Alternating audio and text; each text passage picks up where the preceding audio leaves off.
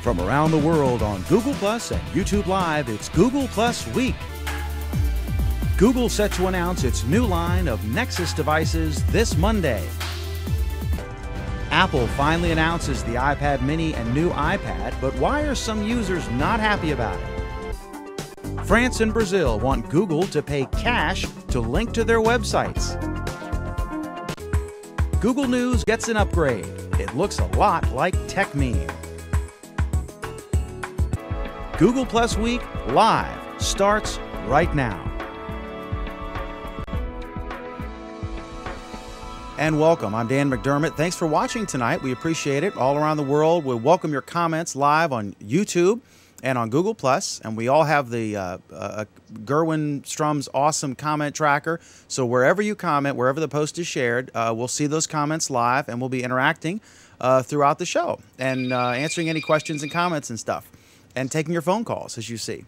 So the first thing I want to ask is, there was this rumor, there's so many topics we have on our list, and we're using a new thing, Alan. I don't know what we're allowed to say. I figure a new thing, that's a very technical term. If Vic's allowed to stroll up and down the beach shooting pics with his Nexus 10, his rumored Nexus 10, I think I'm allowed to say this thing. But anyway, we're testing this. It's a questions app, right? It's in beta, and we have invited folks to give us topics to talk about and vote on them, and we appreciate it. I think last I checked, it was 450 votes or something. So that's fantastic. Anyway, so first of all, Vic is a friend of the show. He's been on before. We adore him. I have not talked to him. I don't think Alan has either, about this story that came out today. My thoughts are, the story is he was going up and down the beach and he was taking pictures. Look at this beautiful beach on my morning walk. And then what gave it away, and if you looked at the metadata on the photo in Google Plus, it says taken with the Nexus 10. Which is the rumored tablet that they're going to announce Monday. And then what gave it away to me is Bradley, another VP at Google. He shared Vic's post, and I remember he said, like, enjoying my morning walk as well, hat tip to Vic. And it was very odd that they would just randomly share. So I think it was sort of with a wink and a nod, just to get a little buzz, which they did. I mean, they hit TechMeme, right? So in advance, and it was already leaked. I mean, all the specs were out anyway. But what are your thoughts, Alan, on this quote-unquote leak of the Nexus 10 and Vic's quote-unquote mistake? I don't know. Vic's usually pretty careful, but it's clear when he's excited about something, he wants to talk about it. You can tell he just kind of wishes he could tell the world what's going on. And I'm not entirely sure how deliberate it is. I'm kind of curious who actually bothered to look at the technical information. I mean, it boggles my mind sometimes how people think to look for these things. So I don't know. I don't think it was a deliberate leak, but I don't think he was trying too hard to hide it. Anybody else want to weigh in on this? Does anyone know, is the picture still up? Oh yeah, yeah. Well, you can look right now. If you go, then obviously it was deliberate. Yeah, I mean, go to Vic and that's no, not. I don't say. I'm here. Caches and stuff. I think it's just synchronicity. I think it's just it's just he's got it. He's playing with it. He's loving it. He made a mistake, and it's like, okay, everyone knows about it. Let's just move on. I'm not going to take the post down. That looks too obvious. So I'm just going to let this go. And Monday, there's going to be an announcement. So, did you guys ever think you could be the subject of a bar bet? I'm just saying. I've been the subject of maybe many in the bets. Google bar, like they were like, did you guys ever wonder, what if we did this? Do you think you could end up on Google Plus Week? No, we might talk about you. I think they have a fiduciary responsibility to try not to do stuff like that. You like little trips, tripping up the brain. No, so I think it's a mistake. I think if it was really a mistake, they would have quietly taken it down. I mean, that happens all the time, that things are taken down that are accidentally put up on a web page or whatever. They disappear an hour later. I mean, it happens all the time. The fact that he didn't take it down tells me that he wants it out there bouncing around. He wants as much talk about it as he can get. All right, Monica, that's not to say that Dan or Alan or the show could not be the subject of a bar bet, but I bet we're being streamed into the Google bar right now. If there is one.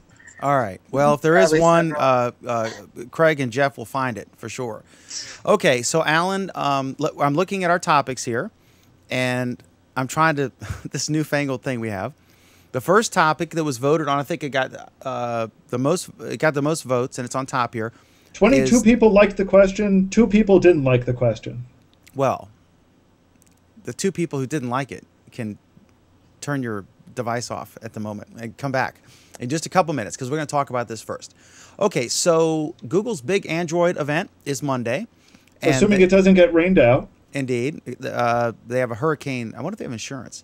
But a 32 gigabyte Wi-Fi Nexus 7, a 32 gigabyte 3G Nexus 7, a Samsung Nexus 10 device, which apparently Vic was using today, and a Nexus 4 phone, a quad-core phone, 4.7-inch screen, and there some new things, this content in the center concept, and tablet sharing. One of the things that Chrome has that's so neat but can be problematic, and I want to get your thoughts on this, Alan. If you log into, if you flew to Virginia or drove, and you opened a Chrome window on my computer, you could log in with your regular Chrome Google login, and all your stuff would be there, just like you were on your own computer. So that's very cool. The downside is, if sometimes when I go to Twitter and when I go to Netflix, one of my employees' mom's Dan, emails are in there. We know you're very worried about your employees seeing all of the websites. No, it's just I logged in as her into Twitter, and I just didn't look, and I clicked to log out. So they're gonna. This has been a problem with mobile devices, where if I say, "Hey, check out my Nexus 7, my Nexus 10," and you want to log in and use it and have all your own stuff, you'll be able to do that. So there's so many things. Tell us about your forecast for the. Say whatever you want to say, and then tell us about this event. What you think? If this is true, my forecast of the whole event is, yeah, there's going to be a 10-inch tablet, big deal. Yeah, there are going to be upgrades to the Nexus 7, big deal. Yeah, there's going to be a new Nexus phone, big deal. To me, the real kicker for this event is the fact that is the rumor that Android is going to be upgraded to version 4.2 and still keep the Jelly Bean name, because that's an awfully good name. But the big thing about this upgrade is that it's going to allow people to share their tablets and have multiple logins on the tablet. That is something that the iPad is nowhere near accomplishing at this point. It's something that other tablets it's not an intuitively obvious thing, but every single family that has a tablet will want this and will be able to take advantage of it, and that is huge. This basically means that a parent can get a tablet, have no problem handing it to their kid on their kid's account. They've got a limited access of what programs they'll have. They'll have limited access to the Play Store. They'll have limited access, but the same tablet can be used by the parent for a more powerful session. That's massive. That's huge. That is going to be the big feature there. Okay, so let's. I see from Linda accidentally had the moderator page and YouTube open, and I couldn't figure out why I was getting voiceovers. Yeah, we all did that earlier because once I opened the app and I put it in there, then it shot the video out. For folks, we had this comment a little bit earlier from Fernando that I wanted to highlight. He goes, "Hey guys, Nexus 10 or Note 2?" Ooh. So Dan, we know that you've been out shopping. Hey. What do you think? Okay, Alan, I'll tell you, I have a Nexus 7. It's beautiful. I love it, adore it, and today I did a side by side. It's on my profile. I did a little video. I was in the Sprint store, and they had just gotten them in. They actually got them in yesterday. The Note 2 is phenomenal. The nickname for it is a phablet, Phablet, because it's sort of it's a hybrid, really. It's incredibly fast. A better comparison, the Nexus 10 and the Note 2 would not be a good comparison. The Nexus 7 to the Note 2 would be a better comparison because the Note 2 is 5.5 inches diagonally compared to the 7-inch Nexus 7. So it's sort of in between a typical phone and the Nexus 7. For me, I love using my Nexus 7 to read Twitter and Google Plus, Gmail, web browsing, whatever. And when I'm out and about, what I'll do is I'll take my phone and I'll turn on my I use Fox-Fi to create a mobile hotspot. Don't tell Sprint. Shh. And but it's kind of a hassle. You got to turn it on, wait, and then you got to have this thing going. And my Motorola Photon just is down to like 6 hours standby battery time, so you have a limited window there. But they just sent me a new one. Thank you, Sprint. And so it's kind of in between the size. I think it's big enough, and I'm gonna get. I almost bought one today. But I want the white one just because every phone and tablet I have is black, and I thought it'd be neat to have a white one just to be different or stand out. But I mean, you don't have a white-backed Nexus 7, Dan? I appreciate your devotion to the cause of the to the cause of ribbing. So let me ask Jeff, because I know that jealous. I know that Jeff has been looking at tablets again recently. What are your thoughts on Nexus 10 versus Note 2?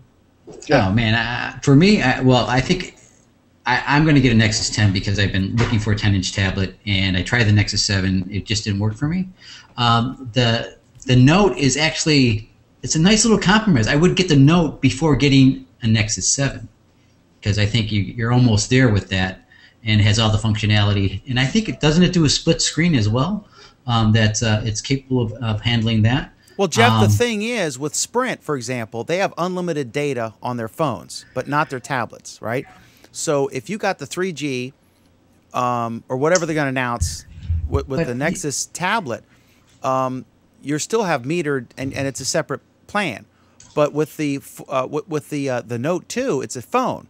So it's the biggest phone I know of. I think there's another one, I forget what it is. I don't know who does it. But it's basically a small tablet, but it has a phone. That's what I'm saying. You only have to carry Galaxy S3, but bigger.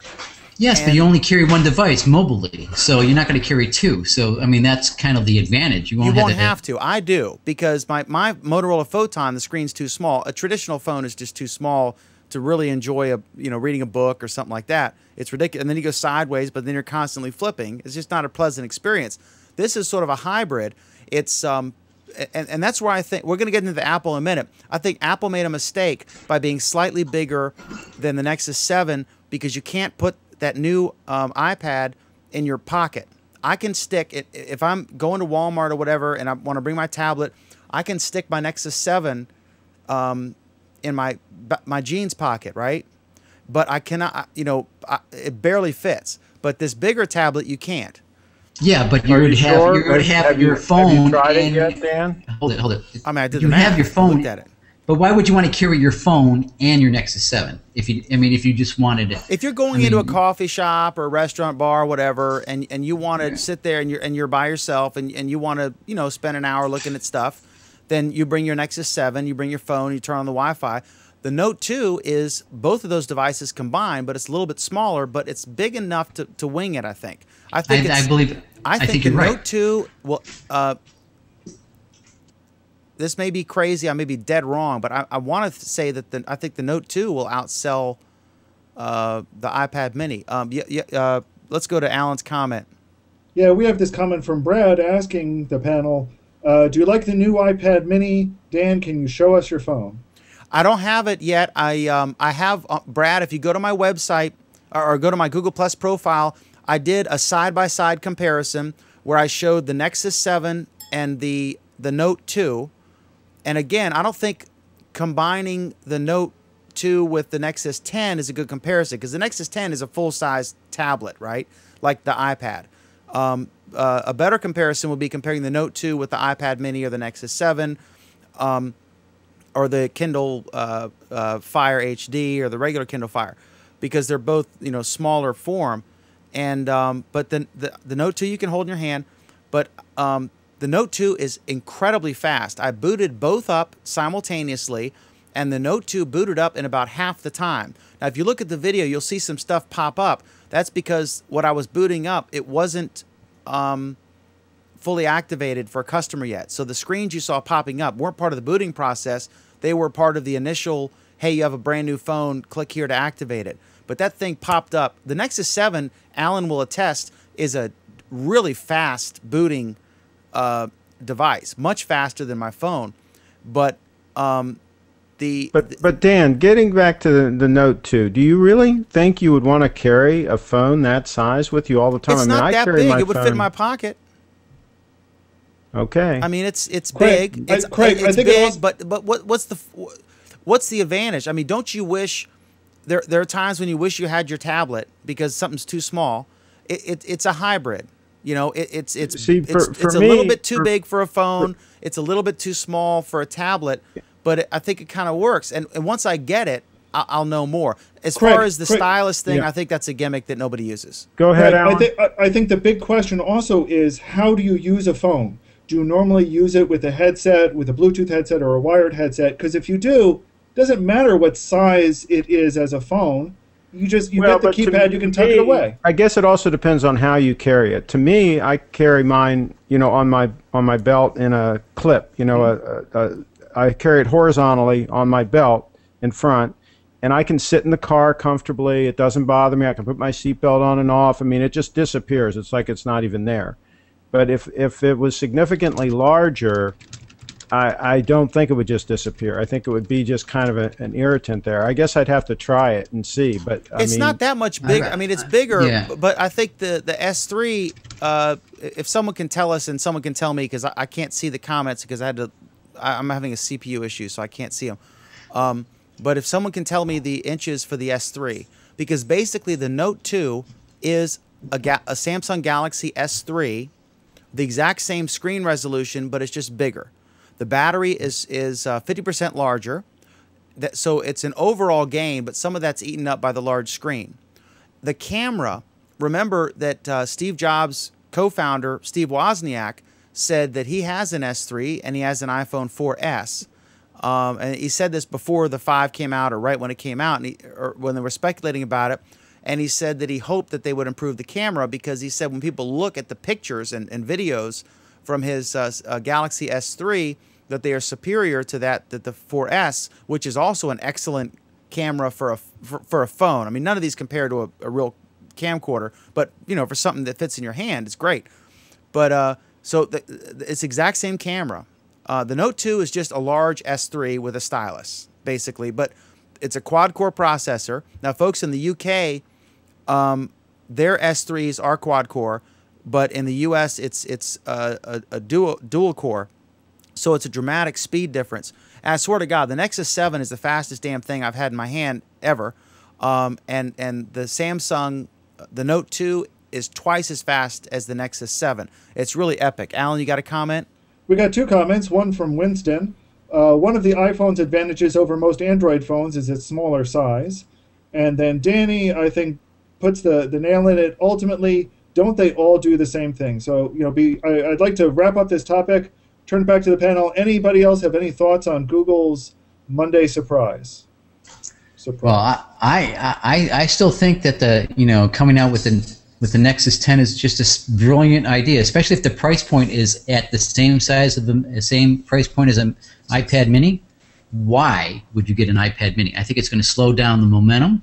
Coming second with the better product. Why is something called the App Store and quality. Oh, no, I'm just saying. If you want quality and you want apps, you buy the Apple. If you want a price point, then you buy the Android.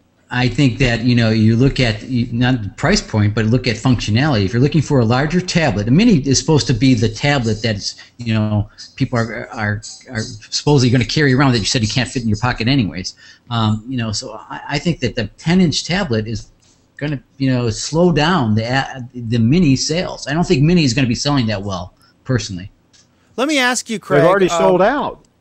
Craig, they've already sold out. Yeah, Craig, it's not exactly all that difficult to sell out. I mean, Microsoft has sold out of its Surface too. Yeah, we don't know how many they made, but Apple usually makes quite a few for the initial push. I think the best argument for this, Craig, is you. You are the biggest Apple fanboy, as I am the biggest Android fanboy. So we're, you know, No, I don't mean this is criticism, but he said he's not going to get the 5. He's not going to get the new iPad because it's a marginal thing. They basically threw this iPad out there. It is better. That's why their stock dropped and went down below 600. As I announced that I wasn't going to buy either product. Exactly. Yeah, no, I think they were upset with the iPad Mini price. Okay. I think that was the deal. Okay, so we all agree that the new Nexus devices will be dramatically superior to anything Apple announces. There we go. Or just announced. All right, so let's go to our next topic, which is I apologize. I'm trying to maneuver this thing we're testing here, so I have to click here. Okay, Google Hangout audio team creates a special page to get your input. One of the we love Hangouts, but one of the criticisms has been some of the odd sounds and things, and just generally comparing it to Skype and other methods of having a video teleconference. It's not where it will be soon. So they've created a special page. Alan, you want to go to this because this is a pretty high voted thing here. Yeah, this is actually pretty popular, which is good to see. It shows how people are interested in these sorts of things. Basically, what we've been told by some members from the Hangout audio team is they have now set up a page where they are going to share their tips and tricks, share their suggestions for how to create quality Hangouts that have quality audio.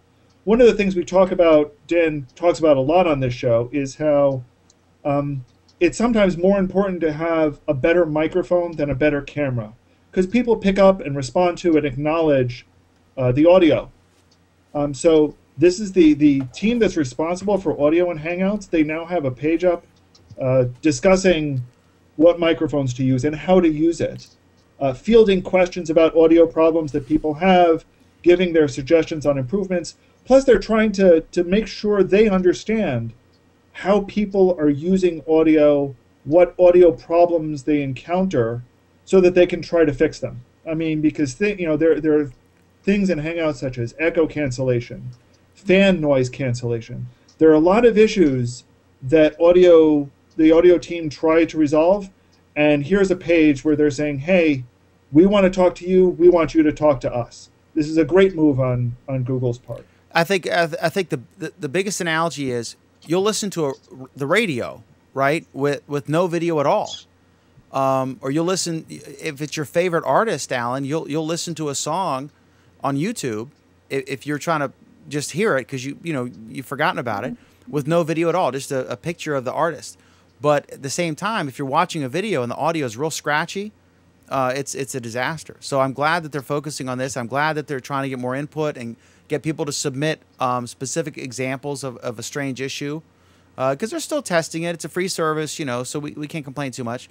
But I'm glad that and I think it has improved dramatically since the beginning. Because remember, they started out with basically a mobile phone codec for the audio.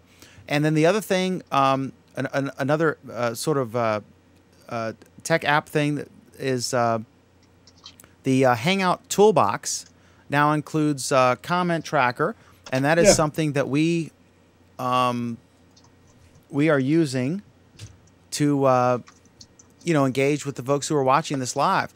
So tell us about why this is cool and what this means. So for those of you who use lower thirds, the lower thirds Hangout extension that Moritz has created, you may be aware that lower thirds is no longer being maintained. It's now been rolled into a new app that he calls Hangout Toolbox. And lower thirds, I'm clicking on Jeff and I'm clicking on Craig just to show we're talking about the graphics in tech, the lower third of the screen that would show your name, typically your name and town. Right. This is configurable by you. You can set what graphic, what look that you want to it. This is now part of Hangout Toolbox, and has been for a couple of weeks now. This week, he and Gervinstrom announced that they were going to be incorporating Gervin's excellent comment tracker app into the Hangout Toolbox as well. So we're beginning to see these collections of major Hangout tools being incorporated, working together. If you haven't given Comment Tracker a try before, I encourage you to do so now using the Hangout Toolbox. We find it indispensable on this show. It's the excellent thing that lets us pop up these comments now in a silver screen. Follow your comments from YouTube Live. It's an excellent tool. We encourage every single Hangout on-air moderator to use. Alan, can you run through for the viewers real quick how they use that, how they would properly utilize the comment tracker? It's always difficult trying to explain it on this kind of a show. The best thing I can say is give it a try. If you have questions, feel free to let me know. But in short, what you do is you will run Comment Tracker. You then give it the URLs for the Google Plus posts and the YouTube URL where you want to follow comments from. You can also give it hashtags on Google Plus, and it will follow those hashtags. I can do a quick demo on Twitter, and it will follow those hashtags. So would you give it the URL of the YouTube channel or the URL of the specific broadcast? The URL of the specific broadcast. Let me do a quick demo here, or just explanation of what we're talking about. You see that here we have, you see me, and then to the left of me you see comments from YouTube. And we're getting this, you can get this internally in a Hangout. You can also use the standalone comment tracker. And we're getting stuff from YouTube, from Google+, but most folks will watch just because they're, for whatever reason, they're watching on YouTube. I'm going to scroll down here. A lot of comments on YouTube, but then it also picks up comments from anywhere. So if someone makes a comment, if they're watching in a Google Plus post, then that will show up as well with a different color pattern. So it's really a helpful app. It's fantastic. So go. I'm sorry, Alan, go ahead. No, I mean, that's basically the basics of it. You tell it what you want to follow, what you want to look at, and it will bring the comments into a convenient location in the Hangout. From there, you can share it directly onto the screen, which we do a lot. But it's a great way to follow comments. It's a great way to help you interact with your viewers, which is what a Hangout on Air is all about. And greetings to Claudio Santos in Brazil. Okay, so this is a really interesting question here we want to hit next. What are the panelists' 5 must-haves, feature options that need to be added to Google Plus to make it a better social network? I would say this is a toughie. For me, I can't think of anything off the top of my head. I think it's pretty good. But let me go through. Is there something that you guys are clamoring for on Google Plus? And I'll start with Alan, and we'll just go down the room. Give me 1 or 2 if you got them. Alan, what would you love to see Google Plus adopt? I think for me, the biggest feature that is still grossly lacking is Google Plus continues to have incredibly poor, well, I'll have 2 features. The first is that Google continues to have incredibly poor integration with other Google properties. Blogger is the one that leaps to mind as being abysmally bad. Just, I had to get that face in there.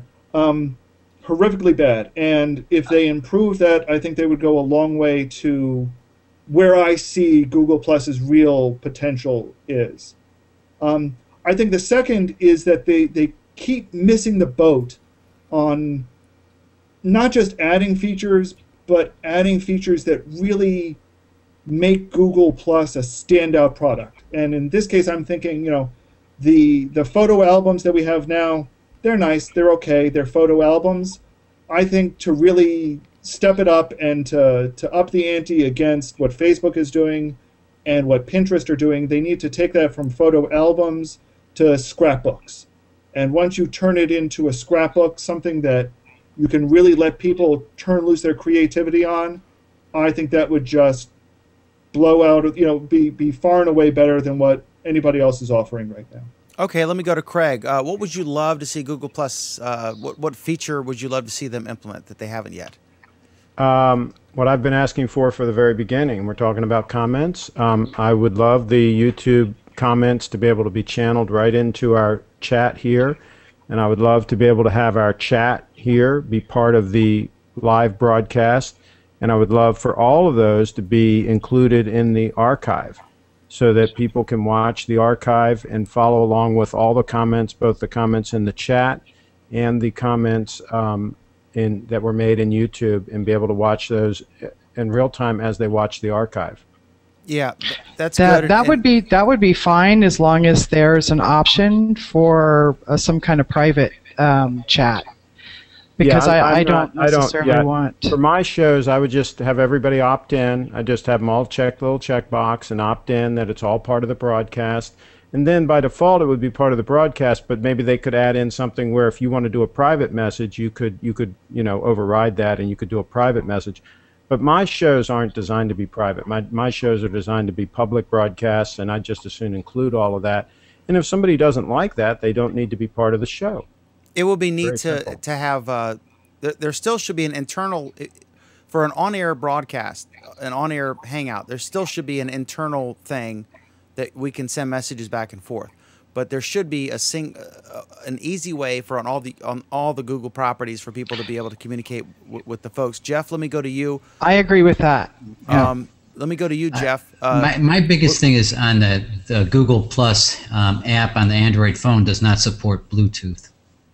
I would love for it to be able to use my Bluetooth handset with the Google Plus app on the Android phone. Just doesn't work. Works on the iOS, doesn't work on Android. You're talking for Hangouts. For Hangouts, yeah. You can't use a Bluetooth microphone, for example. It doesn't wouldn't work. it be epic if I don't know why they don't do this, why they're being so stubborn about this, but the one thing, I mean, if I ever had, Sergey's ear, I would say, please give us real YouTube Live.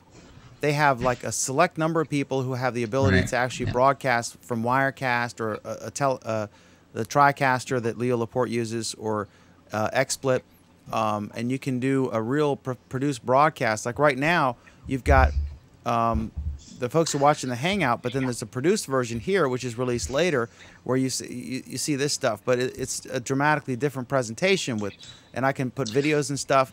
And I wish they would just open that up for folks. That you can really. They've pre-selected these channels, and they're getting mixed results, and they've nuked some of them. When if they just open this up, I'd be amazed what some of these kids would come up with. Some of the great content. One other thing I wish they would fix, just to fix, is the extensions that have been installed on the Hangout itself, that you can uninstall them, so they're not on the toolbar. For example, I have Hangout Toolbox, Volume Control, Lower Third, Soundboard, and I don't need those anymore. All I need is Hangout Toolbox. How do I get rid of those other extensions? So that would be kind of nice, just to clean it up, get rid of the limits. Being able to better app management and discovery in a Hangout would be great, and we keep bothering them about it, and hopefully one day they'll listen to us. Okay, let me go to Michael Ellis. Michael, thanks for joining us. If you cornered Larry Page coming off Charlie Rose, and you had a moment to say, "Man, do this," or Vic or somebody, what feature would you like to see? It's practically a celebrity. I don't think I could speak to him. I guess the things that I struggle with the most to improve, that would help me improve Google Plus experiences, the ability to really discover people. I find it extremely difficult to find people who I know are on Google Plus, and the only mechanism I have to search for them is their name. And when I put in their name, 16 entries come up, none of which are the person I'm interested in, and I can't search by their email address, which I have.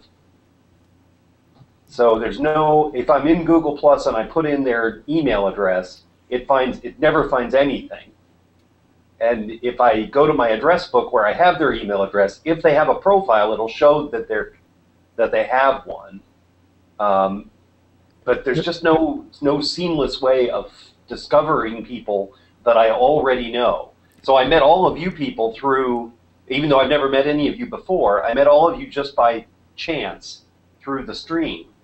But the people that I know that I want to bring into a group, a large group of thousands of people, I can't discover them in any easy way. I want to get a comment from Alan on this, because this is an interesting observation, because this is a social network. I'm going to go to Alan as a comment from a viewer first, but it is, after all, a social network, and one would think that, you know, you'd be more likely to be able to be social with folks in your area, and you can find, I know MySpace you could do this, and on Facebook you can search for a specific in an area, although Facebook is a pretty closed environment. It's friend of a friend. But that's interesting. Well, Alan, what are your thoughts about this? If you wanted to find people in your neighborhood, that's a problem, right? Facebook actually did start out as being able to only find people in your school when it was, you know, Facebook. I think finding people by their email address, that seems odd to me that it doesn't work. I would make sure you send the feedback on that one, because I'm not saying it does work. Trust me, I'm not. But it seems funny to me that it doesn't. So make sure you send feedback on that one. But it does seem logical that you, Alan, as they're trying to get more people involved, that you should be able, like if you're in whatever part of New York you're in, you should be able to type in that city and find local users, right? Well, I'd say yes or no, but can you imagine what doing a search in New York City would be? That would just be a mess. It wouldn't what get about you your anything street useful. or your you know, your borough? Or, Yeah. You're a Dan. bad example, because you're Well, maybe go to Pam, maybe but- by interests. You're a bad example, Alan, because New York obviously is massive. But like if I was here in Bentonville, there might be 30 people using it or whatever. I'd like to be able to find them. Well, and how maybe many consider how many adding them. people publish their address on their Google profile? That would be dumb. Us women are definitely not going to do it. I mean, Pam, a surprising number of people do have their city at least posted. I mean, it shocks me. My county is posted. That's what I mean. I mean, not. I don't want to know exactly where do you live. I'm just saying it'd be nice if I could find out. I'm looking for someone in Yonkers or Albuquerque or whatever. But Michael was talking about people he actually knows. You could say, what's your 12-digit or 15-digit number from Google Plus, and just type it in. Well, no, there's got to be a better way than that. Zip code, right? You could do it by zip code.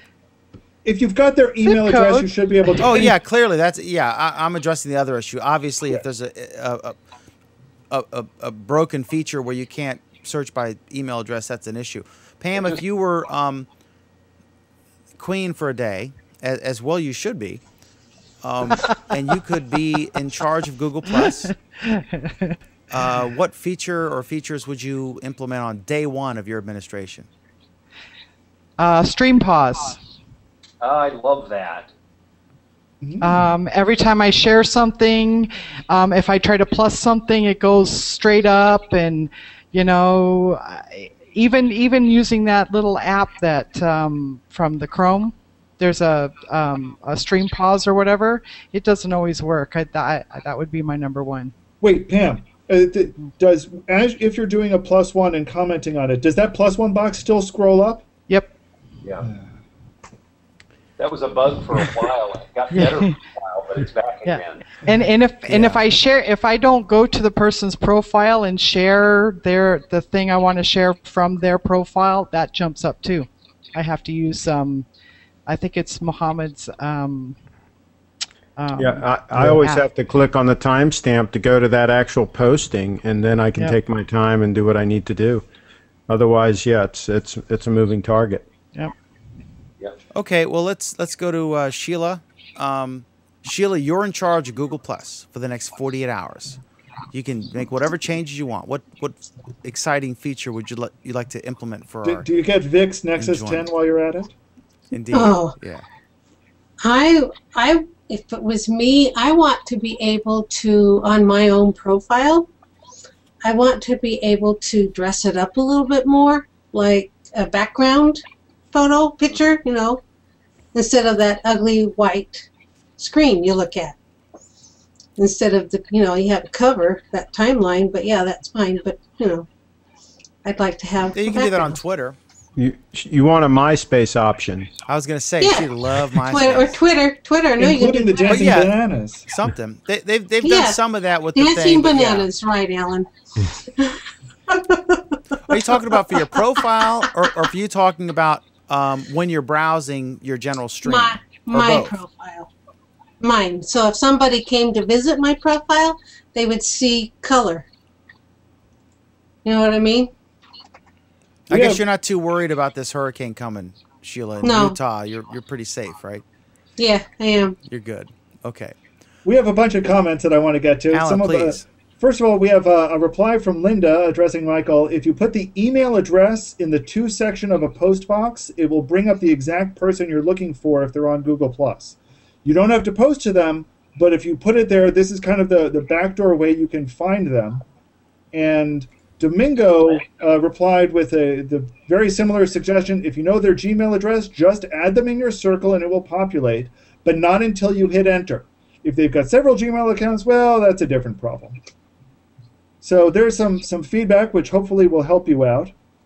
Yeah, it's good to know, although it shouldn't be a secret. No, it shouldn't. I agree with you there. That's Google's specialty, Michael. I know, it's hugely frustrating, and then I feel like I've uncovered this little gem every time I discover something. And what if you don't know their Gmail address? What if they use like an app address or whatever, one on their URL? You don't know their Gmail address. What do you do then? I don't actually know if depends if that Gmail. It depends if that address is the one that's registered or not. I don't know. Yeah, but just I don't think know of if it's specifically Gmail or not. Anyway, just think of how many different software packages have undocumented features that no one knows about but insiders, right? It's part of the culture. Don't get me started. But Google does it so well. Alan, let's roll here. We got a lot of topics. We got a bunch more comments that I want to hit quickly. Please do. From Kevin, I need the ability to screen people's posts based on hashtags. If someone doesn't post on lolcats, for example, I don't want to see the post. There's an app for that in the Chrome store. Winston Smith says he wants photo zoom for Google+. Oh, yes. And Henry James Ball has one that I absolutely concur with. In fact, I'll go even one step further. I want Talk and Messenger apps to be merged. In fact, I don't just want Talk and Messenger apps to be merged. I want Google Voice merged in with that. I want everything that looks like it's a short text message to be merged in one place because it's a freaking mess. Such language on our family program. It would also be nice if we could like hit a little button and save a post for later viewing from mobile.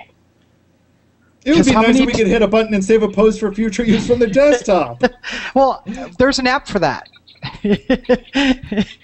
But that phrase is not approved on Google. Pam, you're going to get us in trouble. You know that. That's AOL, right? That's from AOL. Yeah. You know that Sreek, I know he tags you in all these posts, and Yeah. I can't see any animated GIFs or anything, and so I want to tag it for later. And he's posted like 300 things in the last 3 hours, so I want to be able to. Okay, Apple is. So we all agree on that previous topic. Apple. Let me introduce this one, Dan. Apple. Please do. If you watch the rollout of the new mini iPad, over and over again, they kept saying that tablets are used for browsing. People use tablets for browsing. As if this was the only reason why people use their tablets, not, the App Store that they're supposedly famous for.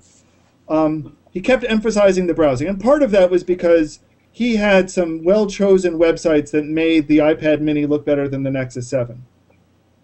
But it's interesting that he said that because the day before, Google had released a research paper on how people use tablets, not just on Nexus 7, but how do they use tablets? How do they use these devices? And the results were actually pretty interesting. By a vast, massive margin, people used their tablets for email and for games. And those were the two biggest uses, far beyond anything else. And people, is this all tablets they're talking about? It was a study conducted about tablets in general, not any specific tablet. and we have a link to the full. I think we have the link to a summary of the report. When they say email, are they talking about email in the browser or using a client? They were looking at tasks. They weren't looking at how those tasks were done specifically. So they were saying, people used it for email. That means, what were they doing with it? Now, admittedly, some of the tasks that they identified were what I would call browsing. So it was things like reading blogs. You could use a browser to do that, and a lot of people do use browsers to do that, or you could be using an app to do that, and a lot of people use apps to do that. I think, so the focus on task, not just the tasks, but also where people did it. And they found, again, by the vast majority, people used their tablets for these things in bed or on the couch. And it was interesting. I suggest people, we have the link in our or notes. On the can. I mean, let's be honest. Apparently, their studies indicated that was not as popular as in bed or on the couch. That is the couch. They're probably counting that in the couch numbers. Family friendly, but yeah, I'm an avid Nexus 7 tablet user. If I were in the Apple ecosystem like Craig is, I would be an avid iPad user. And I use it for Twitter, for some browsing, but some Google Plus. But there's no mobile as good as the mobile interface has become. The UI, the user interface for Google Plus on any mobile device, it's dramatically better than it used to be. It's great. It still pales in comparison to the desktop, or even a good laptop. Or a good laptop, right. I mean, there's no comparison. If you're sitting there at home, you're not going to pull out your iPad and kick up your feet on the desk there, Craig. You're going to be using your laptop or your desktop. The only time I use the iPad here at home, and I've done it recently, is I watched the debates with it. Because I don't have television here. And so it was streaming on YouTube, and so it was very easy, and I did it in the browser. I went to YouTube and clicked on it and got it going, and used the little stand that comes with it. I used my little Jawbone jam box for audio, and just sat back on the couch and put it on the coffee table and watched the debate. But I'm not the typical buyer of a tablet. I think most people that buy a tablet do buy it to actually use it. I bought mine to rarely use it. And that's the first time I've used it, like in the last 2 months probably, is watching the few debates is all I've used it for. And occasionally I'll turn it on my desk and monitor Twitter on it or something like that, but it's just almost never used. I don't want to prolong this question too much, but one of the interesting things that the study did show that actually had a higher result than most people expected was that a lot of people use it in the kitchen and use the tablet to follow recipes or manage their recipes. And I know we have Michael Ellis in with us, and I was kind of curious on his thoughts on that kind of application for tablets. What are your thoughts there? And you need to turn your microphone on, Michael. Well, that's another feature we need. Is we need to be able to turn people's mics back on if we mute them. Yeah, actually, I muted myself because I moved to a spot where better lighting was, because I remembered everyone's admonition about make sure you have good lighting, and I observed that I had a spotlight shining on the back of my head. Much better now. Yeah, thank you. So the question about tablets, I must admit I don't own a tablet, and I frankly don't expect to own one. I have a Chromebook, which I love. And my problem with tablets is no keyboard. I'm just so attached to the keyboard interface because I started with a TRS-80 from Radio Shack, and I just have never gotten past it. Michael, are you typically? Whoa, what did I do? Oops. Are you typically in? Are you in the Apple or the Android ecosystem? What are you? I have an Evo for a phone. But on my PC, I'm I'm a Windows user, so I never buy any Apple products. That's become sort of I'm an old IBM guy, so I'm anti-Apple. So Michael, how do you use your Chromebook in the kitchen, and how do you use it there if you do? I do use it. It kind of depends. What it gets used for every single day now is my radio. It has at least for my level of hearing, it has excellent sound quality. And when I'm traveling around, I can listen to WLS in Chicago every morning, no matter where I am, and I love that. So use the first thing that happens, you use an app, or do you do that in the browser? It's in Chrome. Yeah, it's in Chrome. I don't use that. I don't use very many apps. That's not my thing. I just want I don't want to install anything ever. So you use the browser, on the Chrome browser, and you just go to like the radio station's website and click play? Is that how you do it? Yeah, and their player launches and it plays. Okay. So I keep that player open and stopped. So there's a play button on it, just like a regular, like so many other audio players. And I just leave the play button running, and when I open up the Chromebook, it reacquires the network. Here, I happen to be living in a hotel right now, so it reacquires the network. I always have to sign on, because every 24 hours I have to. I sign on and the radio starts again, and I get the same morning host show that I'm accustomed to. One of the things that I don't understand why all the tablets don't implement, and more phones, is what my Photon, which has a lot of negative issues, but one thing I love is it's got this kickstand. And I can set it down, and it immediately switches to profile view. Why on earth doesn't the Nexus 7 and every tablet and most phones, or if not every phone, now that we're getting into watching video and things, why don't they have a kickstand built in? I think you're going to see that more and more now that the Surface has a kickstand. The Surface has it. I was just about to say that the Surface does have that. But that's why you buy. That seems that's logical. why you bought a why case wouldn't you for it, want to right? be able to? Why do you have to buy some aftermarket thing that impedes the audio quality?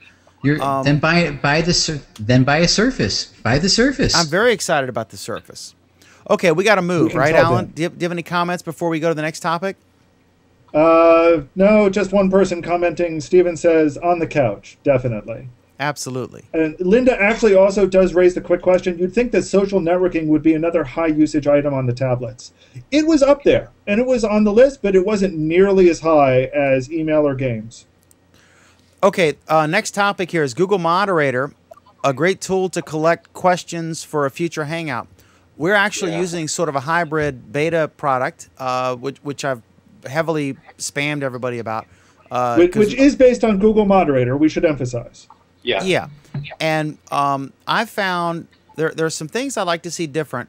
I'd like to see the ability to merge questions. If someone said, for example, we talked about if someone talked about the Amazon stock dropping and then Apple stock dropping, it'd be nice to be able to merge those two things as one topic. It'd be nice to be able to delete a duplicate topic if necessary, like so you don't see it pop up later. There's some things like that, but I think it's very interesting, and I know that Google, Alan, they have a Friday meeting, a TGIF meeting every week at the in the California office anyway, the main at the campus, Googleplex, yes. At the Googleplex. So they use Moderator because the big guns come out, and the employees can offer whatever questions or topics they want discussed, and the other employees can vote them up or down, and that impacts what they end up addressing for the crowd. They can find a viral topic that they may have not even thought about addressing. So I think it's a tremendous idea. This is in the early stages as far as integration with Hangouts, which we're testing tonight. But Alan, what are your thoughts? We did this because a couple of weeks ago I said on Craig's excellent Hangout 10 show, try new things, embrace different technologies as they come along, try them, modify them to your use, and if they don't work, move on. This was something that was that we found. We thought it might work.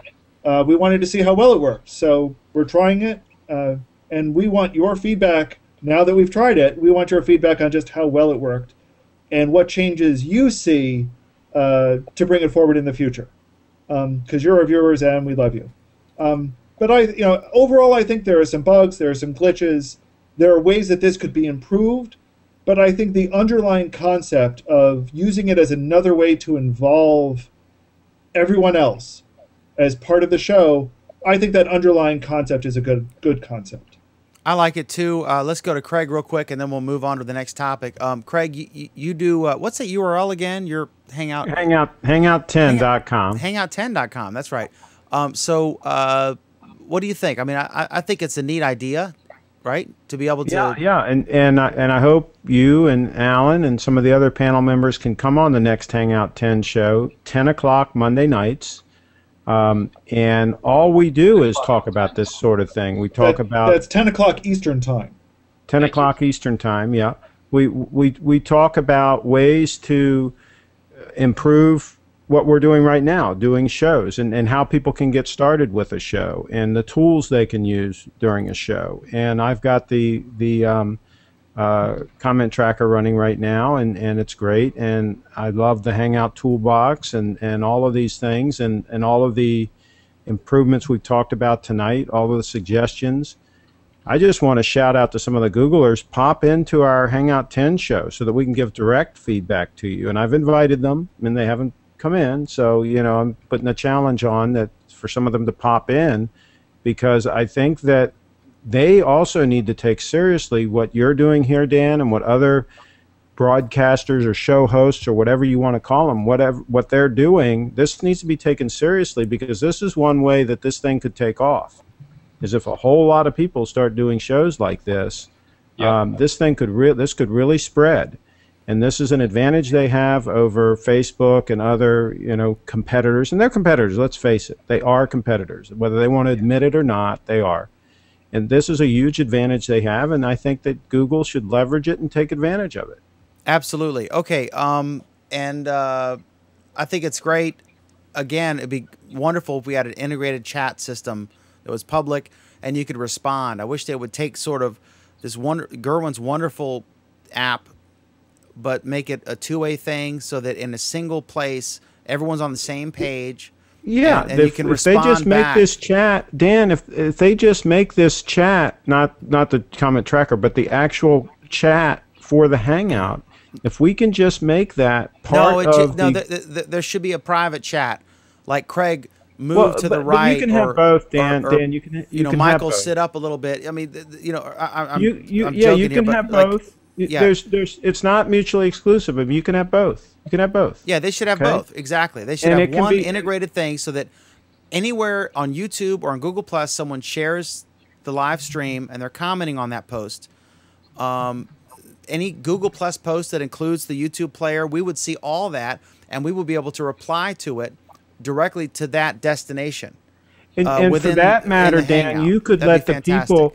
For that matter, you could let the people that are commenting on YouTube even do a private comment if they wanted to. So they could type in the comment. They could have a little checkbox there that they click that says private. So the default could be public, right?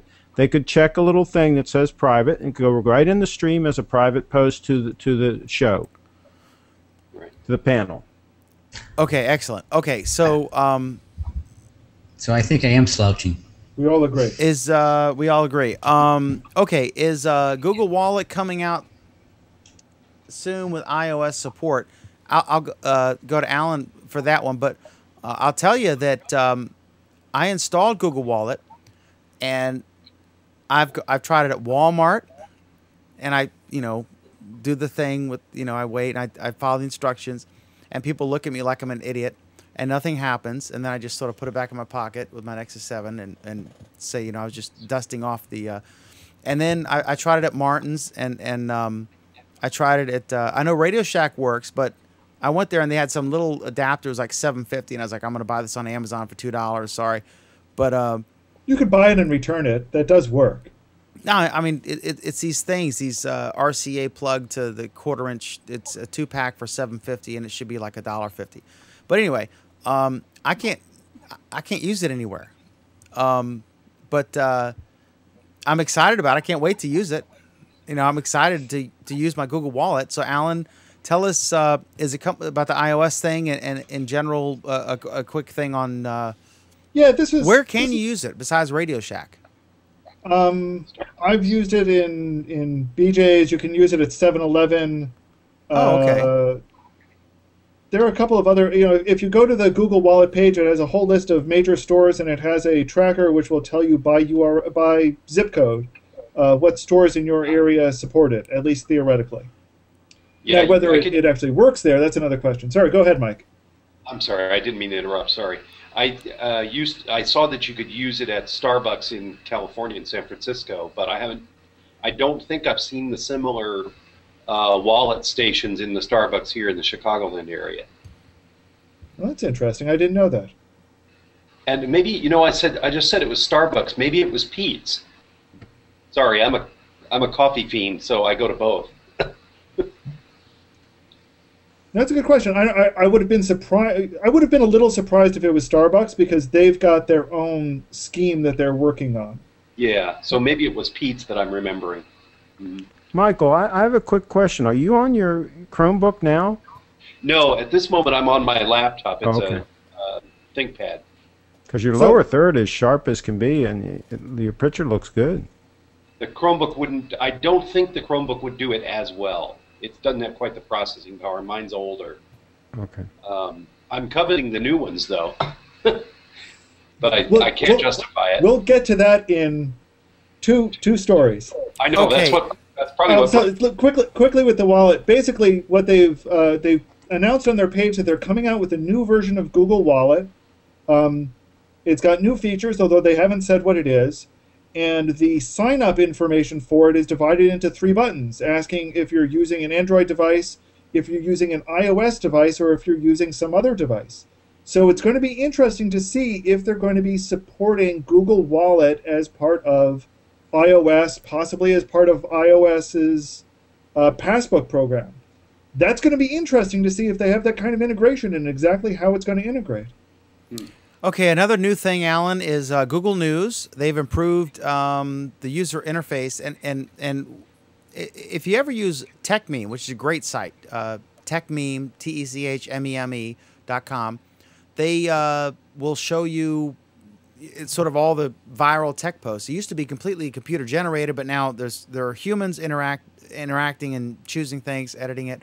But it's a fantastic site, and what Google News has done is sort of incorporated some of the stuff on the main Google News page with a search result. So if you search for certain things, it's not foolproof. I've seen it turned on and off over the last few days. I checked it today, and it was turned off for certain searches. But basically, it's sort of like if you search for a topic like Google, and there's all these stories, Eric Schmidt's headed to France to head off whatever, it'll have that headline, and then on the right it'll say click here for related stories. So it sort of makes Google News more useful, and I think that's really cool.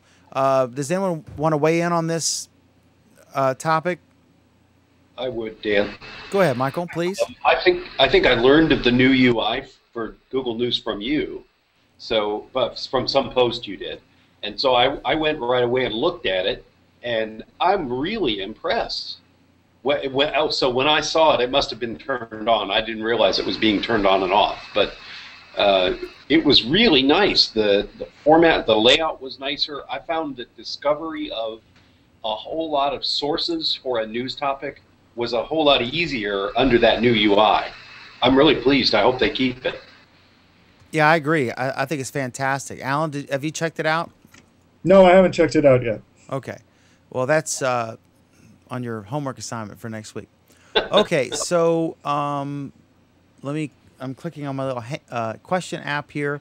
Next topic, new Chromebook is available on Google Play, sells out faster than a Justin Bieber concert. So, Alan, why don't you lead off with that? Yeah, this is a pretty interesting. I mean, we discussed, at least I understand, we discussed the new Chromebook last week. Sounds really, really exciting, looks really good. Available Best Buy, all your favorite places, and shockingly enough on Google Play. And honestly, that is truly shocking that it's going to be sold at Google Play.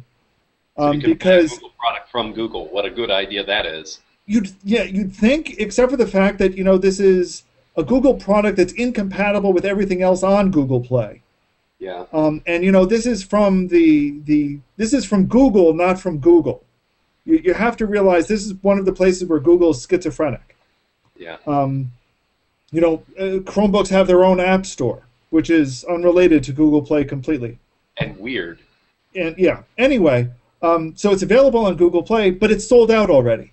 In fact, it's sold out in less than 24 hours. You hear that, Craig? Yeah, So, I think these manufacturers are all like only making a few available in the initial run so that they can all say they sell out. right. I mean, I think this goes back to to earlier. We discussed this, I think, when the Nexus 7 sold out. We were talking about how, hey, maybe this was because it was they wanted to drum up hype. So now let's see. The Mini is sold out. The Chromebook is sold out. The Surface is sold out. Everything is sold out. I can guarantee you whatever Google releases on Monday will be sold out by the end of the week. And 43 million people are out of work or something like that. It's fine. All of it will probably come back in stock well before Black Friday, but this gets the nice buzz out about all of these things. Right. So you're excited about the new Chromebook? I am. You asked earlier if I use my Chromebook in the kitchen. I don't think I answered you that. I do use it, but I'm looking for the ideal cloud-based cookbook, storage, recipe book. I use MasterCook in Windows, and it's desperately old and really needs to be replaced with a cloud app. The ones that are out there are either woefully inadequate in function, or the conversion of your thousands of recipes you've collected over many years is so expensive, it's impossible to jump to Big Oven, which is the big player in the market as far as I can see. So, but Chromebook is the device I want to get to because I want to get rid of Microsoft in my life. So you're looking to live it large in the let's talk tonight. Live it large in the cloud. And I do mostly live in the cloud now, except for my cookbook program, and for things that my customer requires I use Microsoft crap for. It's an exciting time with all the companies trying to do everything and innovating and forcing everyone to be more competitive, and all of us are getting all these great products at lower prices. I mean, Google's becoming an operating system. Microsoft is becoming an OEM, and Apple is, Apple is just becoming or unbecoming. Okay, so let's see, Alan. Here, what do we got next? We got this is your topic here, and I've not, embarrassingly so, I've not read the post you've linked to or story. Vic Indoktra says Google Plus is about what you love, not who you know. Tell us what that's about. This was an interesting story that actually came out on Fast Company a couple of weeks back, where they interviewed Vic to talk about the usual, what his vision for Google Plus is, all of that business, and he kind of started moving it into how his vision for Google Plus is basically just to change the focus onto what people love and helping people find what they love and helping people do the things they love. And he glancingly kind of compared it to other unnamed rivals, which, I'm not going to name because I never do, where you're connecting to other people. He more wants to say, hey, we're people gathered around a goal. So these are, and they brought up a lot of examples. The most recent one that they used was, for example, how Veterans United is using Hangouts to go on these honor flights and bring show veterans, connect veterans with the memorials, the tributes to them with their old buddies. This whole thing centered around a theme, and that's kind of where it gives us a little more insight into Vic's thoughts about where he wants to take Google Plus. It's a fair it's fair in that the friendships we've made and all of us are friends, everyone in this panel right now, Alan, but we met because of something that we're interested in. You actually first joined because you were upset about something we were saying or disagreed with whoever, but our friendship is almost a byproduct of the fact that we had similar interests. Does that make sense? It's not like I was searching for someone in New York who was a tech geek. It's more like we were discussing the anonymity issues and the pseudonym issue, and you got pissed off and you joined, and then we became friends as a byproduct. So I see where he's going to. It makes a lot of sense, but the problem is, in order for that to work, he still has to get the people here.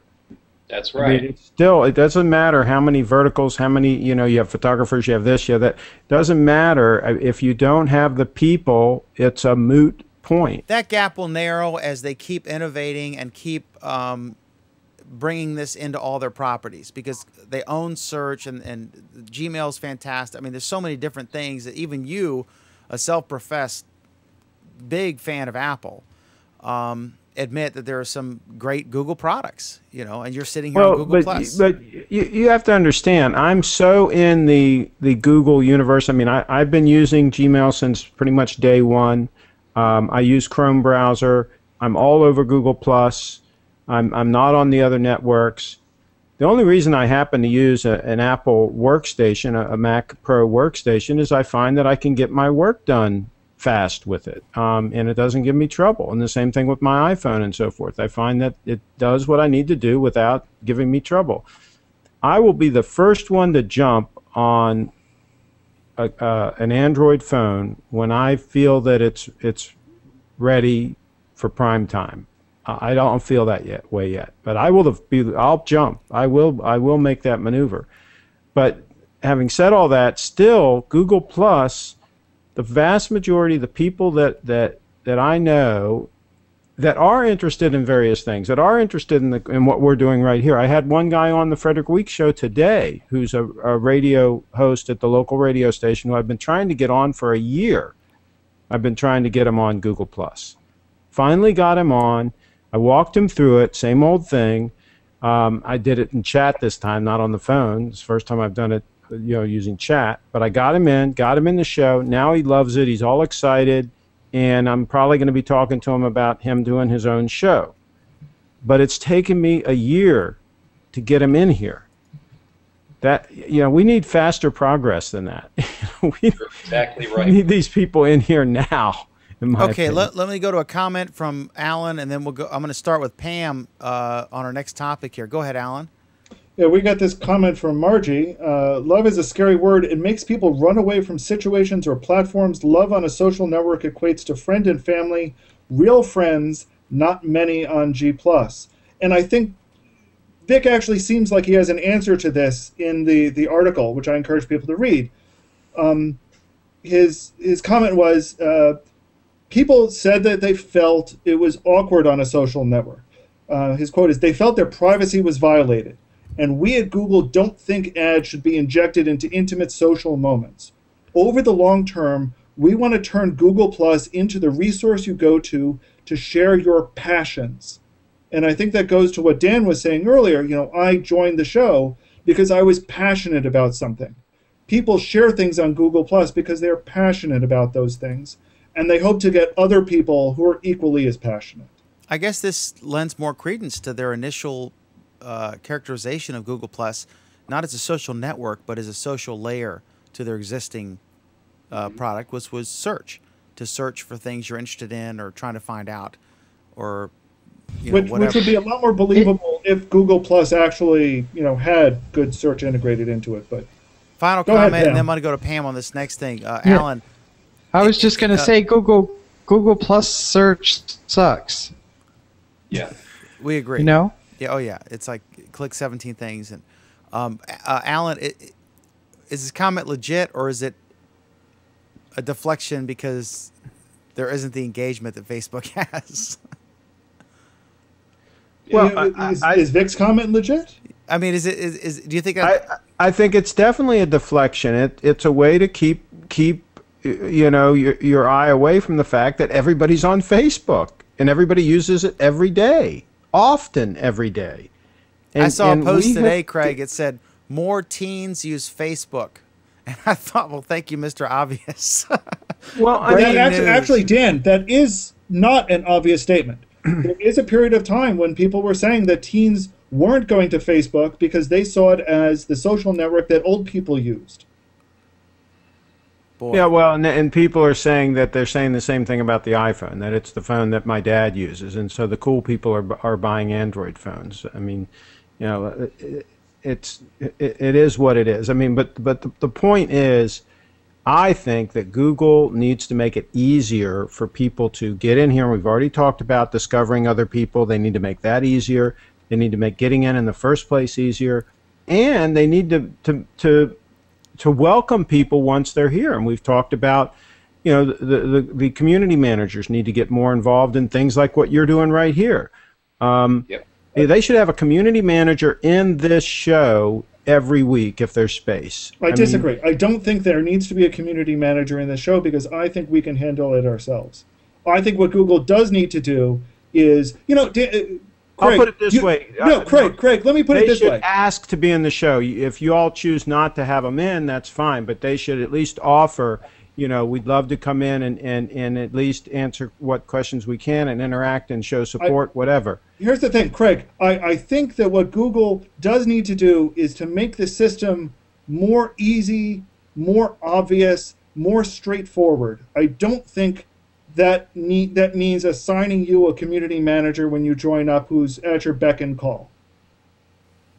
Yeah, they can't be. I mean, they don't have the resources. Even Google doesn't have the resources to offer free Hangouts as a platform, not, you know, and have provide an employee for each one. I mean, the reason why other social networks have gained the traction that they have is because it enabled people to easily do what they wanted to do.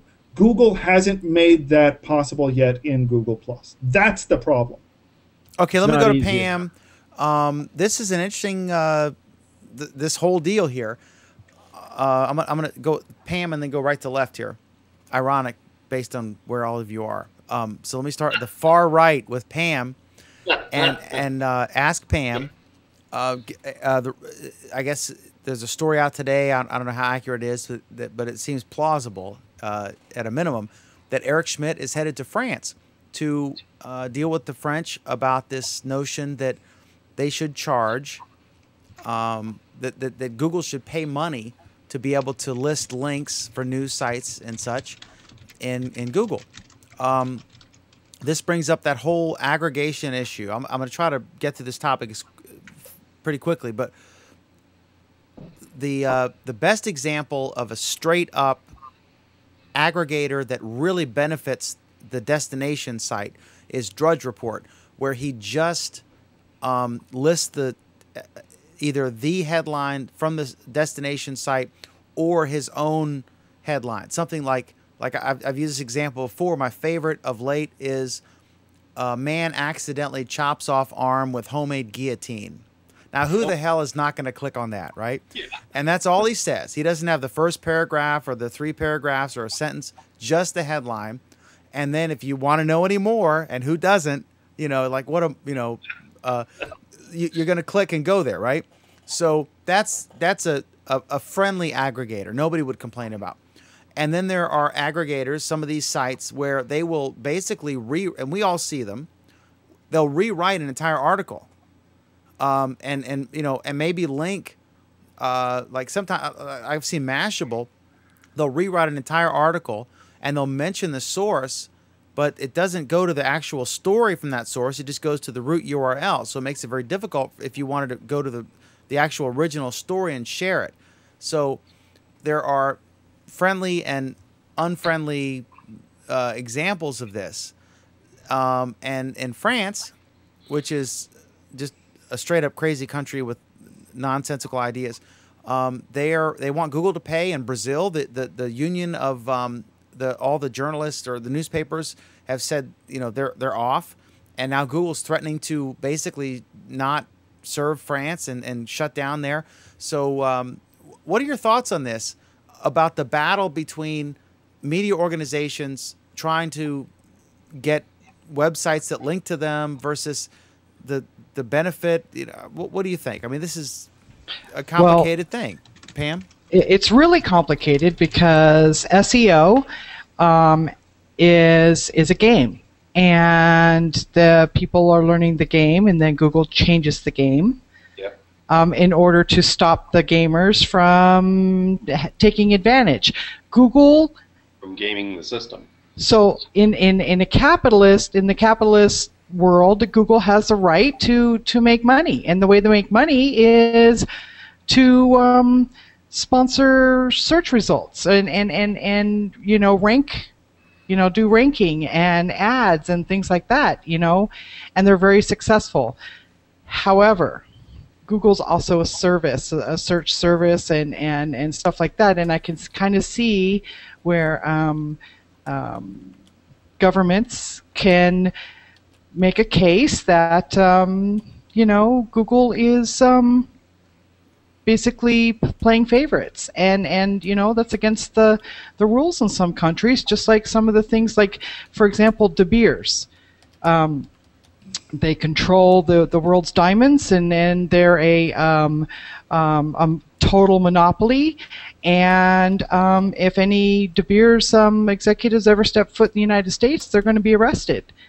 Well, the rest of the world doesn't think that way, and so I think the countries have the right to their own rules and their own laws, and if Google wants to operate within those countries, then they have to follow the rules. The problem is that the internet is intangible, right? Like I can talk to George Cozy in the Netherlands on Google Plus, but I'm not in the Netherlands. So the internet doesn't really have a physical presence, and I think that it doesn't have the same kind of borders that we're used to in the past. Right, and so I think that's going to be problematic. I think it's going to be problematic for Google because of the different laws in the different countries. Let me get Michael Ellis's input on this. What do you think about the whole notion that Rupert Murdoch famously called Google a parasite and removed the ability for Google to include their properties in Google News, and then has famously recently backtracked and is now allowing it and embracing them. I mean, they're putting stuff on YouTube and things of that nature, but I don't know. I think it's punishing. So let's get Michael's take on it. Michael, what are your thoughts? Go ahead, Michael. Well, I have to admit I haven't been following this story as closely as you all have. But what I've loosely heard of it and what I just heard Pam express on it is interesting to me. It strikes me at first pass as bad government, but then it's France, so that doesn't surprise me. And I just think that government invading in space like this seems to me to be taking their eye off their own ball. They've got plenty of other things to worry about, which I won't even begin to list, but they don't need to be paying attention to this detail, in my view. It's a bit like trade relations. Open free markets serves the populations of the world, of all the world, better than government trying to intricately manage the marketplace that they're participating in or that their populations are participating in. They won't do it well, and whatever they do will probably have negative results that were completely unintended. Prediction from Craig, will Google end up boycotting France, or will they work this out? Because they're not going to pay them for every link. The problem that we have here is we have old media behemoths that still have enough juice where they can get to these politicians and they can influence them, and they can, it's just like the record labels, right? Doing the same thing here, trying to influence people to make laws and so forth to protect their monopolies and what they're doing. So what they don't want to see happen is have their old monopolies replaced by the Google monopoly. And so it's going to be a battle back and forth, and it's just going to go on because as long as there are parties that want to control, that want to basically be middlemen, and want to control this information, there's going to be this kind of battle. And I'm going to take Craig's statement and go one step further even. For starters, I'm going to agree with him, which I'm sure is shocking most of our viewers right now. But second, I will say that the real problem is that these media companies are totally and utterly ignorant of how Google works. If these papers didn't want Google to link to them, there is an incredibly simple thing that they could do right now on their web servers, and Google would never, ever visit them again. Period. End of line. The fact is, either these companies... But that's been tried before, and then they decided that didn't work. Well, that's it. That's it. For some strange reason, these media companies have said, are ignorant of the fact that Google will ignore them if they ask. And it's easy for them to ask. They're not ignorant of it, Alan. What they want to do is they want Google to pay, and they want to be linked. They want to have their cake and eat it too. They're passing a law in France, and you know, to do that. So they want to have their cake. But that's fine. I mean, but here's the thing: Google is perfectly willing to say no. We're out to index the public internet. If you're not going to be a public player, then fine. Don't get indexed. Just tell us not to index you. Yeah, they could. I mean, they could just straight up, you know, not have an office in France, and they wouldn't have any control over them. I mean, sure they would. They could block. They could block it, but come on, it's not Mubarak we're talking about here. As crazy and insane and left wing and nonsensical as the French government is historically and currently, it would still be a big step for them to actually block Google. Their people would freak out. They would actually do something. There'd be actually action in France. Okay, so Apple. I guess this next, we've already done the iPad Mini. This is an interesting topic. Is this an issue? And we've lost all of our only women. Female panel member. So we'll return to it. So I'm gonna, remind me to. How do we get more non-techie average women on Google Plus? Of course, our only panel member who's female is a techie, and is not here. She's blacked her screen out. Okay, Google Speech, a free speech opportunist. This, similar to our topic we just discussed, Alan. This story was about them arguing that free speech in the Federal Trade Commission lawsuit thing going on, and in my opinion, and you can, let's start with Alan and go down. In my opinion, Google is voluntarily used by people. No one holds a gun to your head. The fact is they're better, and if they want to promote their own products on Google+, I don't have a problem with it. I think it's fine. And an animal is apparently trying to break in my window. Turn the camera around. Is it a big animal? I don't know, but I'm going to investigate in just a second. Turn the camera around so we can watch you being attacked by a bear. Anyway, so... Dan, this is live news. Come on. No, I'm not going to do this. But anyway, here's I'm going to go over for a second and investigate. It may be just an air conditioner acting up. But is that the free speech argument about promoting their products? I don't see any difference. Let me go to Alan, and then we'll go to Craig. But if you go to Walmart, they have great value products, right? If Alan, if you decided to come up with your own kind of beer or cheese or bacon or whatever, and you went to Walmart and they said, we're not interested in selling this. We're going to sell great value cheese, beer, or bacon instead.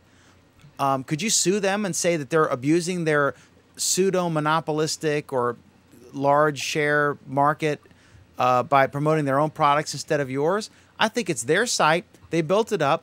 It's nobody's damn business what they do with it. And if you don't like it, you can go to Bing or Lycos or Yahoo or whatever. And you know, this is the bed that we've made, and now we're going to have to lie in it because people are lazy. And instead of just typing in the URL in the browser and going straight to a website and getting the information that way, we Google it, right? We use Google way too much, way too often. We rely on it way too much. And we better be careful because if we lose control, if we cede control to Google, even though I love Google and I use their services and so on, But if we get to the point where that's how we find everything is through Google, I don't think that's a good scenario. But according to Forbes, they're going to be extinct in 5 years. Well, I think they will be disintermediated. And I'll tell you another thing. I'll make another prediction that's going to be controversial. I think Apple will be in deep trouble 5 years from now. Deep, deep trouble. I hope so, because there'll be fewer lawyers getting a bunch of money to stifle innovation. And the reason I say that is they make money off hardware. They make money off making electronic devices and selling them. And I'm surprised they've been able to keep the margins they've kept as long as they have. It's pretty amazing. Nobody else has been able to do that. And so I don't think they're going to be able to maintain those margins. And I think that's going to be real problems for them. But anyway, that's another subject.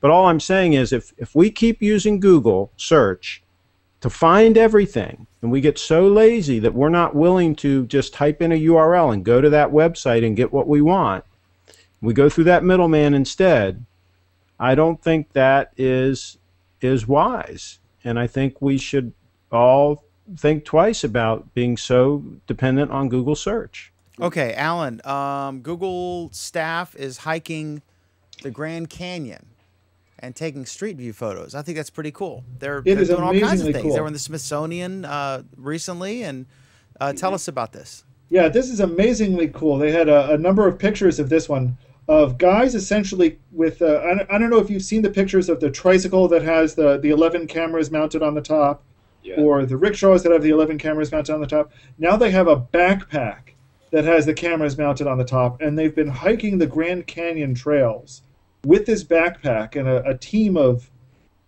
it looks like two people per backpack.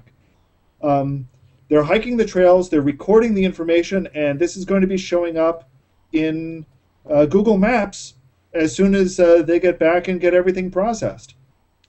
They're doing reefs, aren't they, also? They've done underwater reefs. So we've seen, those pictures came out a month or so ago. They've been doing inside various buildings, showing famous artworks from the Smithsonian and the White House. Google's really trying to take maps into everywhere. And now, do we know how high the resolution is that they're capturing with these devices? Have they told anybody that? They have somewhere. I don't know what it is offhand. I know that the underwater ones seem to be of a much higher resolution than most of the Street View that I normally see. I don't know what the Grand Canyon ones are.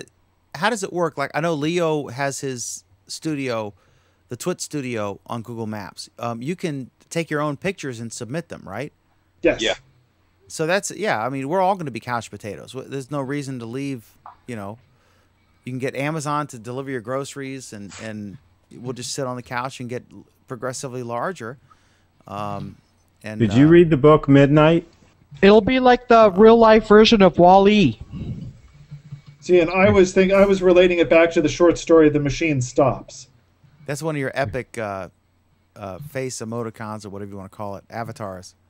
I think it was Dean Koontz that wrote Midnight. My Halloween face. Anybody I'm sorry, Craig. I think it was Dean Koontz that wrote Midnight. So anybody that hasn't read that's all you need. Okay. Next up, should Google Plus censor photos and art? What is acceptable as far as art, photos, writing for Google Plus, and when do they cross the line? This is something. I guess the most famous example was I forget the gentleman's name. He was on the suggested user list, and then he had a big complaint, and then he was taken off. And then, of course, the middle finger from the TechCrunch blogger. There was his profile picture, and that was removed because they didn't want a middle finger in a photo, and that was so prominent that someone could just mention someone and it would be there. And then I think Mike Elgin had went off on this topic about censorship and stuff. So I think the question is, one country's one country's offensive thing is another country's embrace, and vice versa. So I know this is a big topic for you, Alan. What are your thoughts on this? I think my problem here is, you use that, but Google is willing to toss around standards in various ways. So the terms of service that we all subscribe to basically say that there are certain classes of photographs that are not allowed on Google+. Even if we don't share them publicly, even if we only share them with limited other people, they are not allowed on Google+. And having them on Google+ can get us suspended. And I think this is one of those cases where, yes, I will say that Google has a right to do whatever they want with their network, but I think at the same time it is their responsibility to leave things as free speech as possible. And here is a place where I think they have crossed the line more often than I think is appropriate. Let me go to Pam, sponsor of Thong Thursday, a lover of fun posts. Tell me, do you think Google does a good job sort of balancing the line? Have you ever had a post banned or what have you? Oh, yeah, absolutely. I've had 5, 10 posts completely censored. Today? No, not today. Well, yesterday. No, not yesterday. I'm having a conversation about censorship with the green-eyed, earth-toned pumpkin. Cigarette, yeah. Yeah. For dramatic effect. Okay. Do they give you a reason when they censor them, or they just censor it? They say that your post, it has been brought to our attention that your post may violate our terms of service, and we will be reviewing this. You can still see it, but you can't share it, and if we determine that it doesn't violate, then we'll reinstate it. Otherwise, it stays banned. Wait. So do they actually remove it at some point, or do they leave it on there? They have. I can still see every single one of my pictures, but other people see the black screen with the symbol. Whatever that is. Like yeah. So they haven't actually removed anything. Are they still under review?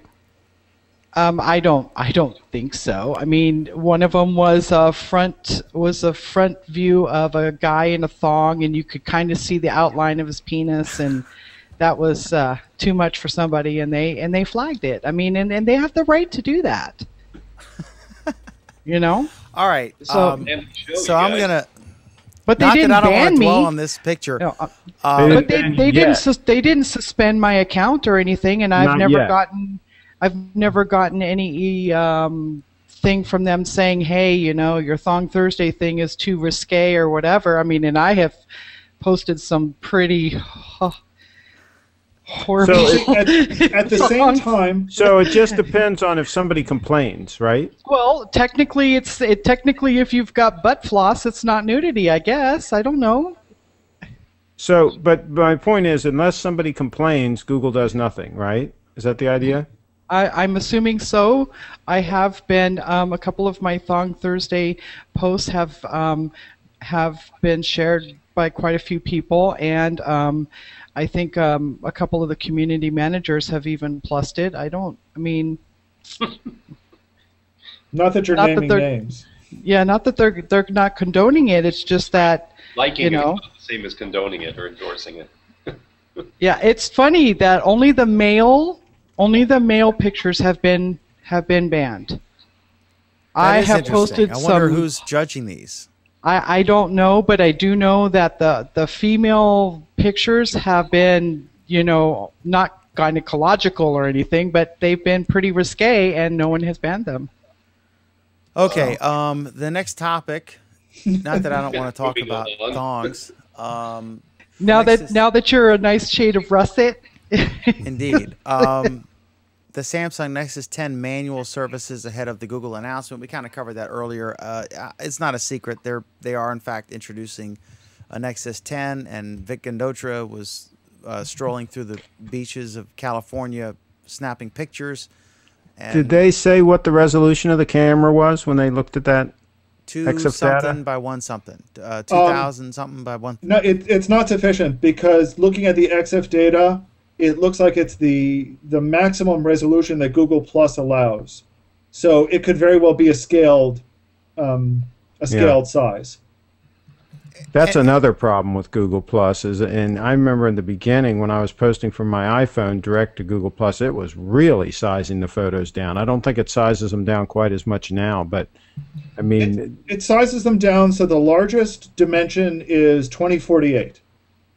Now, if you want to upload a larger photo, you can upload it using Picasa. Yeah, to Picasa. But if you download the original, do you get the original or do you get the resized version? No, they downsized you get the resized version. Okay. Yeah, Facebook is notorious about that as well. Well, Facebook has a check mark. You can check and you can. They claim the original, but I think they even compress that. But and it's always defaults to the one that's lower. Facebook sucks. We all agree on that. Okay. Sam's frustrated Google Plus users seek to give tech giant a taste of its own medicine. Alan? Yeah, this is an interesting article that I ran across. Basically, it's talking about the fact that one of Google's notorious problems is that if you have a problem with Google, you can't get a hold of anybody in Google. There's just impossible to get a hold of somebody. And people have started discovering that, hey, wait a minute, the Google engineers are hanging out on Google+. So if you want to get the ear of an engineer, you go to Google+, and you start posting messages, and you start bothering them there. So Google+ has started turning into the feedback mechanism that Google never had before. And that's not entirely true. Google always had some feedback mechanism, but it was never very good. It was a black hole. Well, yeah. You're being generous, I think. But how long do you think they'll allow this to continue? Yeah. Well, that's the question. I mean, this goes back to what you keep complaining about, but the answer is it depends on how much Google users themselves use Google+. Yeah. And you were seeing that that's still holding after a good year plus at this point. What's still holding? That Google folks inside Google are still staying on Google+ and responding to people. But certainly more than they are on their mailing list. Haven't they been told they pretty much have to be on Google+? I mean, isn't that part of their marching orders at this point? Not really. Okay, I thought they'd been told. I mean, they have to be on the internal Google+, but not the external one. Okay. And I've seen a lot of posts from Googlers that are not at all related to their work lives. It's just whatever they're passionate about is what they get involved in. They tend to deliberately do that, Michael. They tend to post about their train set or their, vacation or whatever because they don't want to be or theoretical physics or anything non-Google because they don't want to get, that one post, that epic post from the engineer ranting about Google Plus really made a lot of them gun shy. Don't you think, Alan? Yes and no. I mean, even after that, though, you're still seeing, even after that, you still saw a lot of Googlers talking about their work where they could, but mostly talking about non-Google stuff because, they're using it they socially are real too. people. Yeah, they have an afterlife, It's an afterlife. It's their social network. Okay, so next up, what does social mean in regards to Google Plus? Are Google Plus users more social than Facebook users? I'll say yes. Go ahead, Sheila. Tell me, are Google Plus users more social, and why do you say that they are? Well, I think I'm more social over here than I am over there. One reason is when I post on Facebook, everybody can see who I'm commenting to. I don't like that. On Google Plus, you have everybody's commenting on people's posts, and a lot of people, there are some people who are afraid to comment because they don't want their notifications to blow up. And that's what Gmail's for, is to read the notifications in your Gmail. But I think people are more social here. That's what the Hangouts are for too, to get to know people. So use it. Any other thoughts on this? Well, it's definitely the Hangouts that make this more social as far as I'm concerned. The only thing I do on Facebook is share my content that I create. And then, of course, if people comment and all, I interact with them based on their comments and all that. But I certainly don't use it as a place to just go and socialize. So, Craig, you basically use Facebook more as a marketing blog than actually talking to your sister or your aunt or that sort of thing. Right. Of course, you're a special. I mean, both of us are special case scenario. We're edge cases or whatever. For See, I'm going to have to disagree, at least partly for the sake of disagreeing. You know, finally an honest person. He's good at it. Well, I mean, not entirely, because I do think that Google Plus is very social. I think, and I'll be honest, I hate the term. I think they are different types of social. I agree. And Google is not really good at making social any easier. I think the great thing about Facebook, and I'll be honest, I like Facebook. Right. Okay, I'm going to say that loud and I'm going to say it publicly here. I like Facebook. And the reason why I like Facebook is because I have interesting friends. And those friends are on Facebook. They're talking about what they're doing. They're sharing their lives. They're sharing their families. They're sharing the startups that they do. Exactly. They're sharing their interests. They're sharing their hobbies. They're sharing all of these things. And I can be there with them and talking to them about it.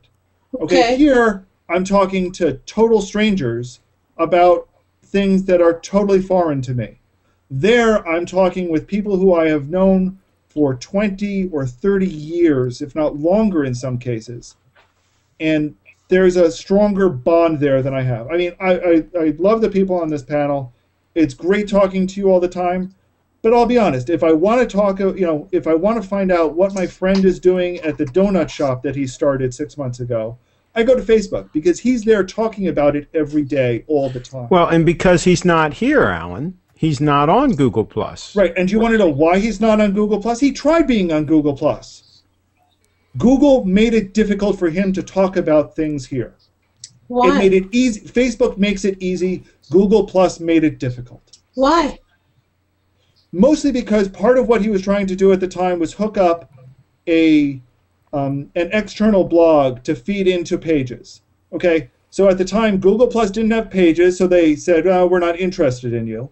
They didn't have the external feed, and that's still a rough thing to set up.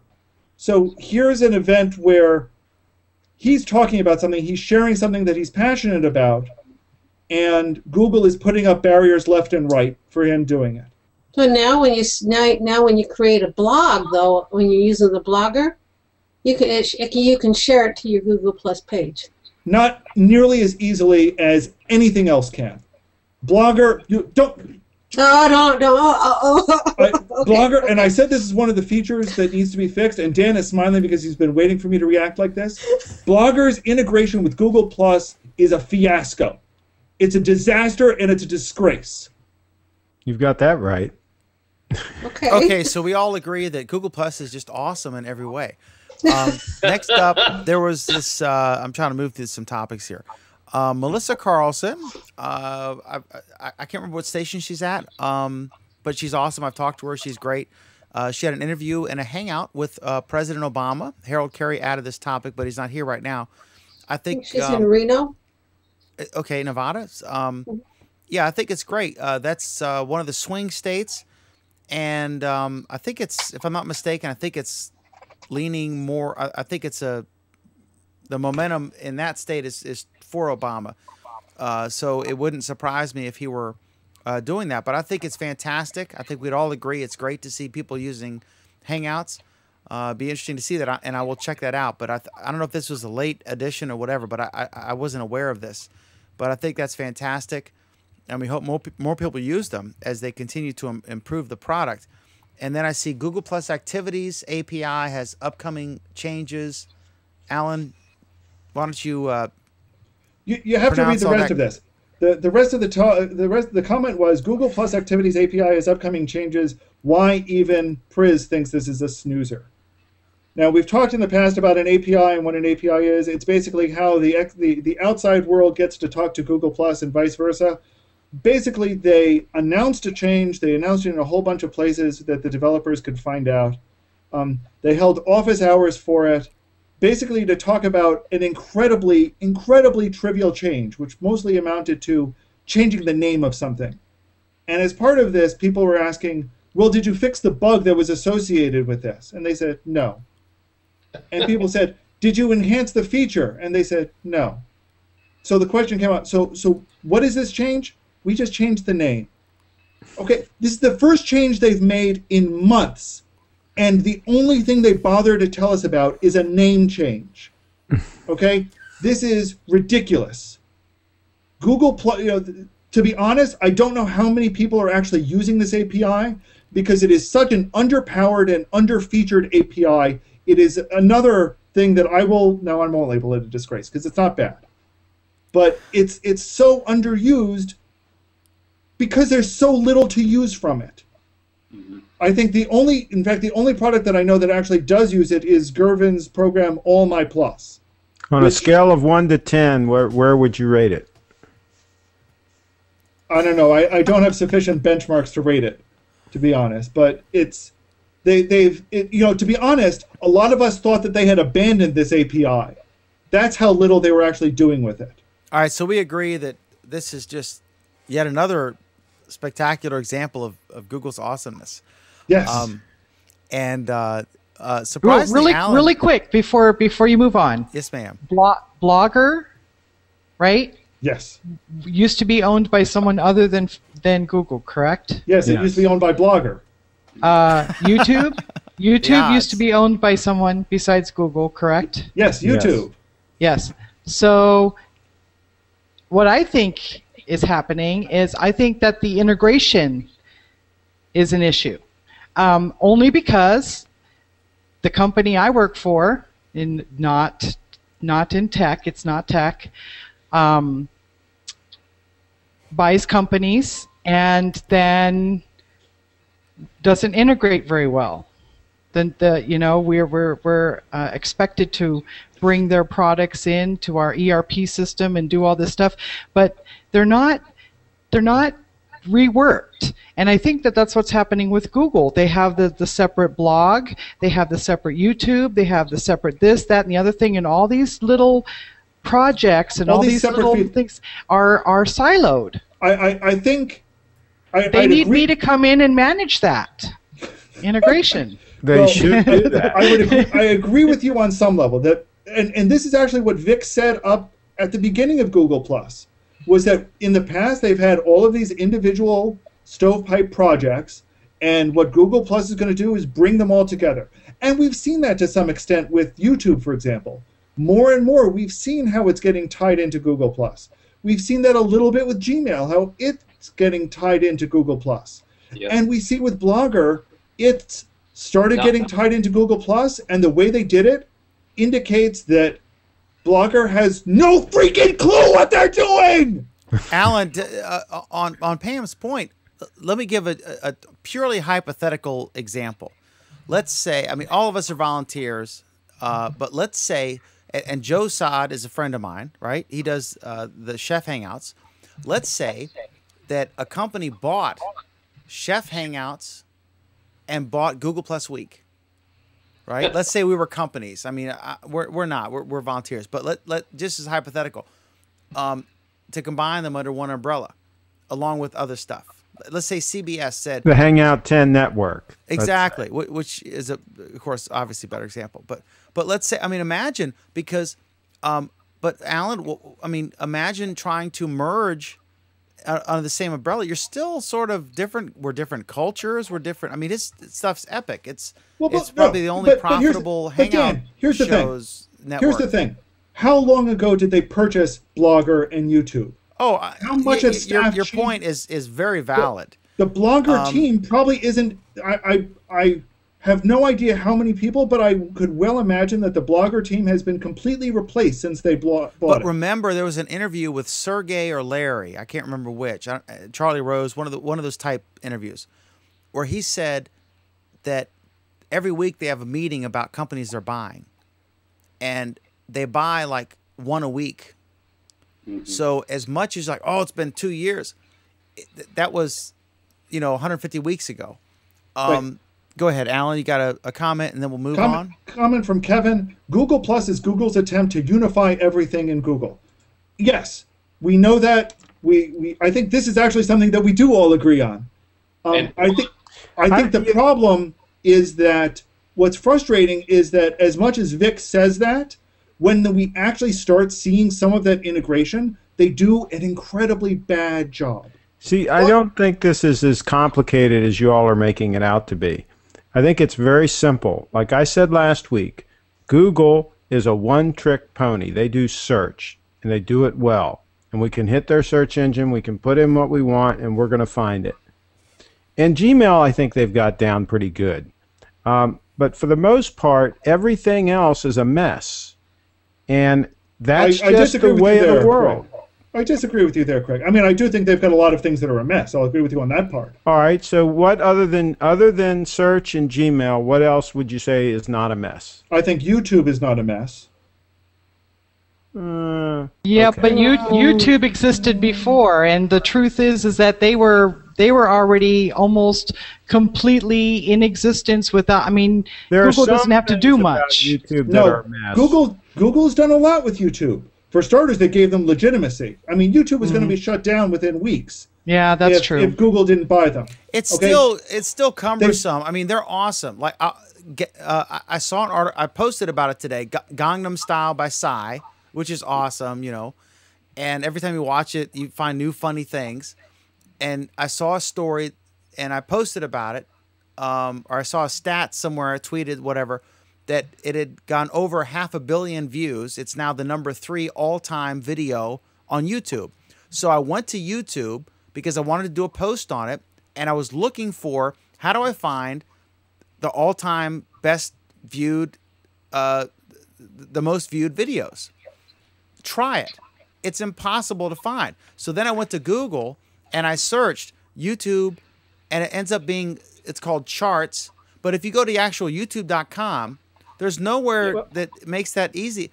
I mean, well, I'll tell you something. That seems like a basic thing. What's the all-time, best stuff on YouTube? I'll tell you something even worse. Okay, here's a basic thing. If you take a video and you embed it in a web page, okay, or you embed it in your blog or whatever, you just take one video, get the embed code, and embed it, and then you go to that with an iPad, you can play that video, no problem. If you take a YouTube playlist and get the embed code for that playlist, and you embed that, you can't play it because I guess it's Flash or whatever. It's not set up so it'll work on HTML5 or whatever. I'm not a programmer, so I don't know, but I can just tell you it won't work. And so there's little things like that. Well, but this is actually a problem all over Google. Okay, that's my point. That's my point. Well, then you've just said that actually Google is not a one-trick pony; they're a zero-trick pony. No, I said search works. Yes, thank you. We're in agreement. Let's move on. Okay, we're in agreement on that. The bottom line is Google buys stuff at a rapid pace. Some of their properties die, some turn into YouTube, or Google Voice, right?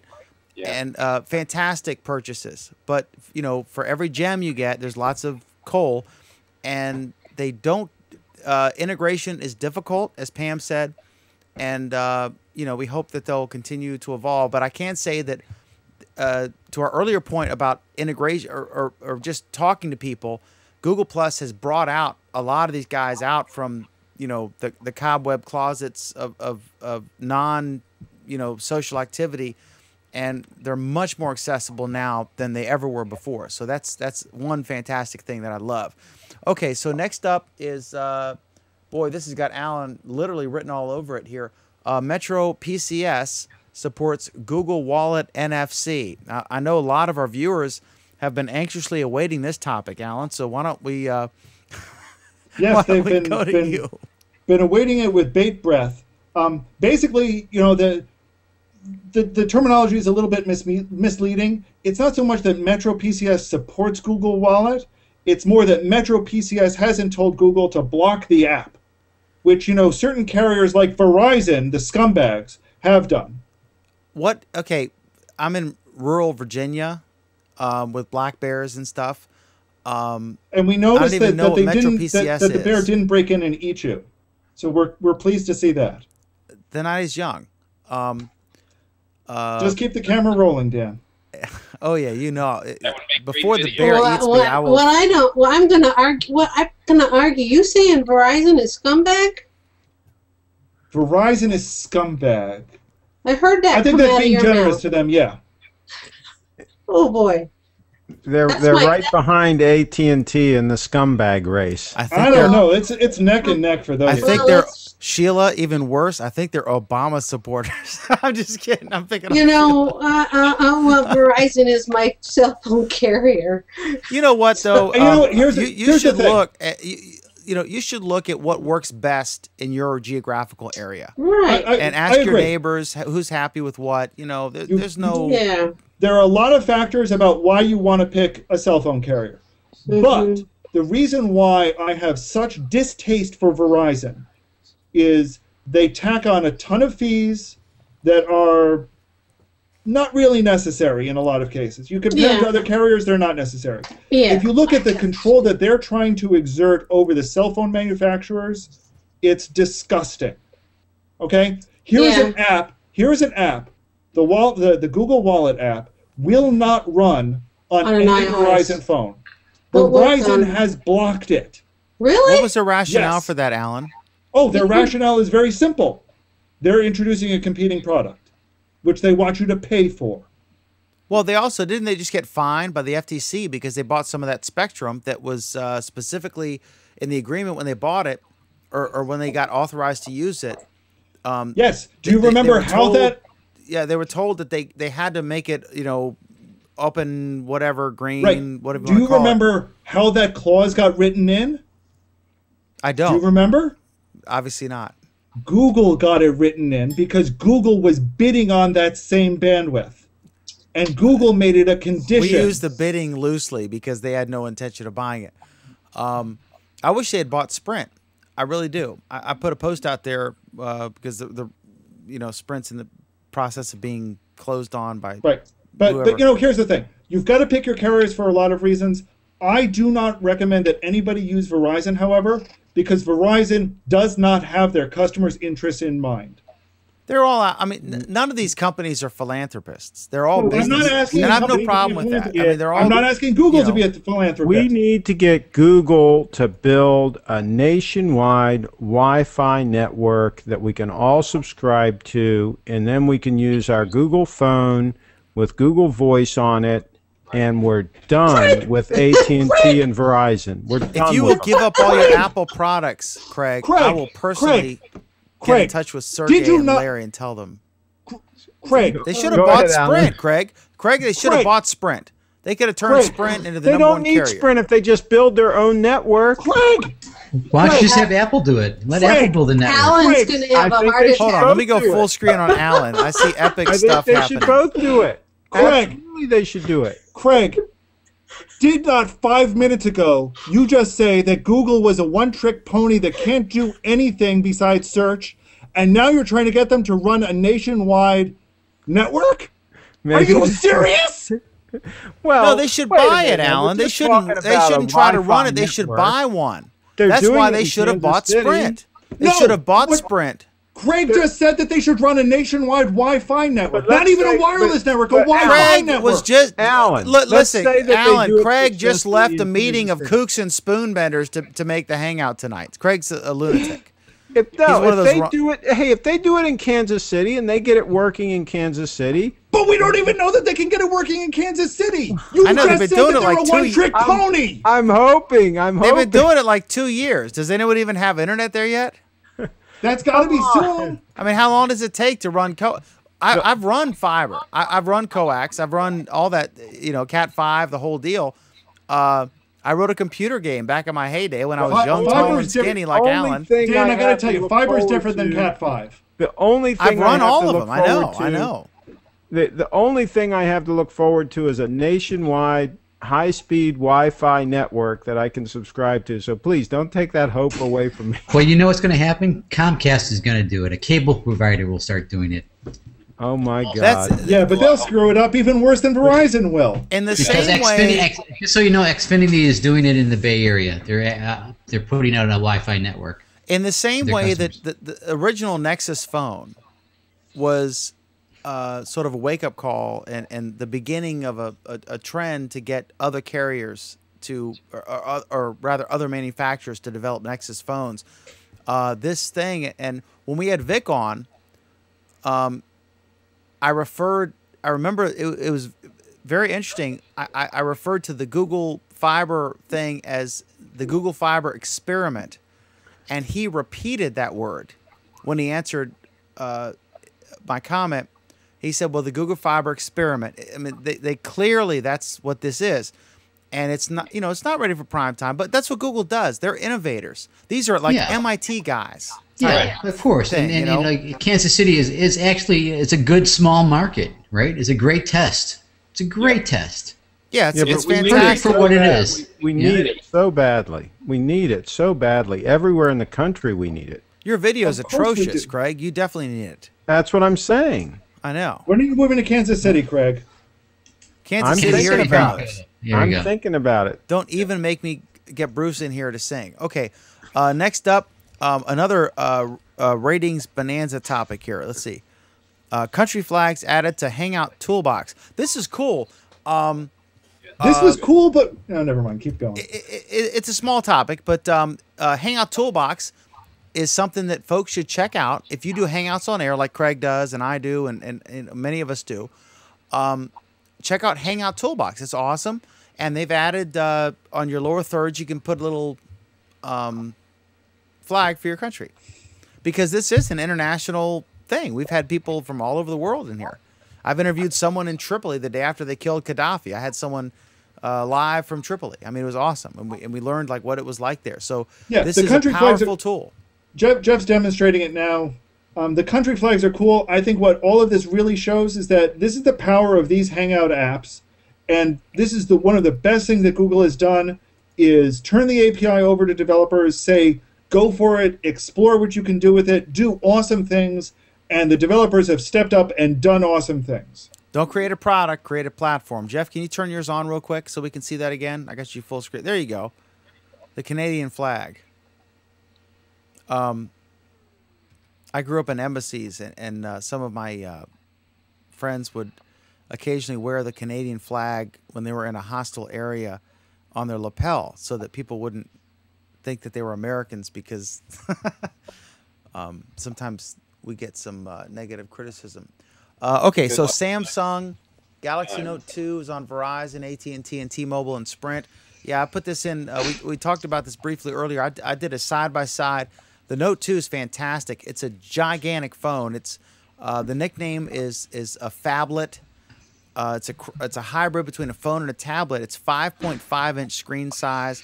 If you look at my profile, you'll see a video I did today where I had a Nexus, my Nexus 7, and the store's the Samsung Galaxy Note 2 side by side, and I booted them both up at the same time, so you can kind of gauge the size and the speed.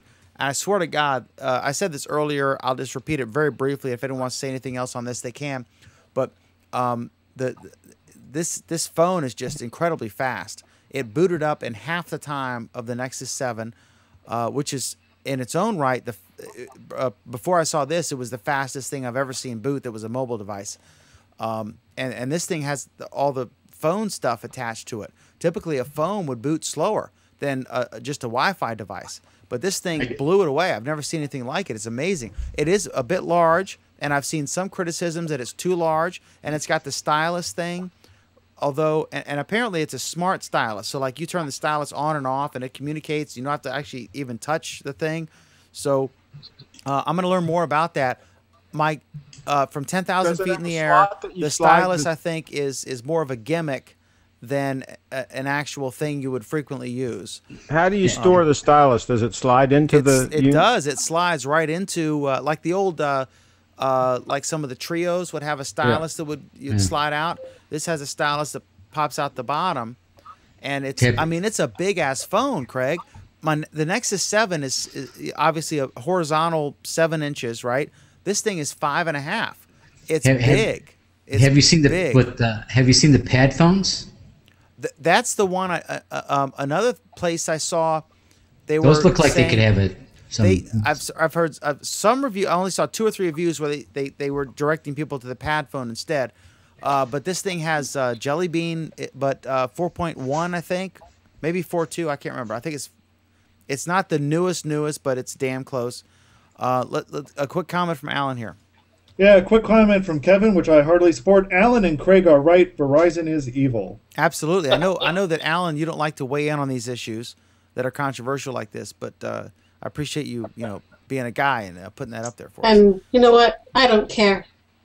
Well, AT&T. Hey, like I said, it's fine. You got to go with who with what works best for you. But keep in mind that Verizon's evil. See, Sheila seems like this mild-mannered, nice Utah lady, but she's actually she's tough as nails sometimes. I think. Do you guys know how much money I give to Verizon every month?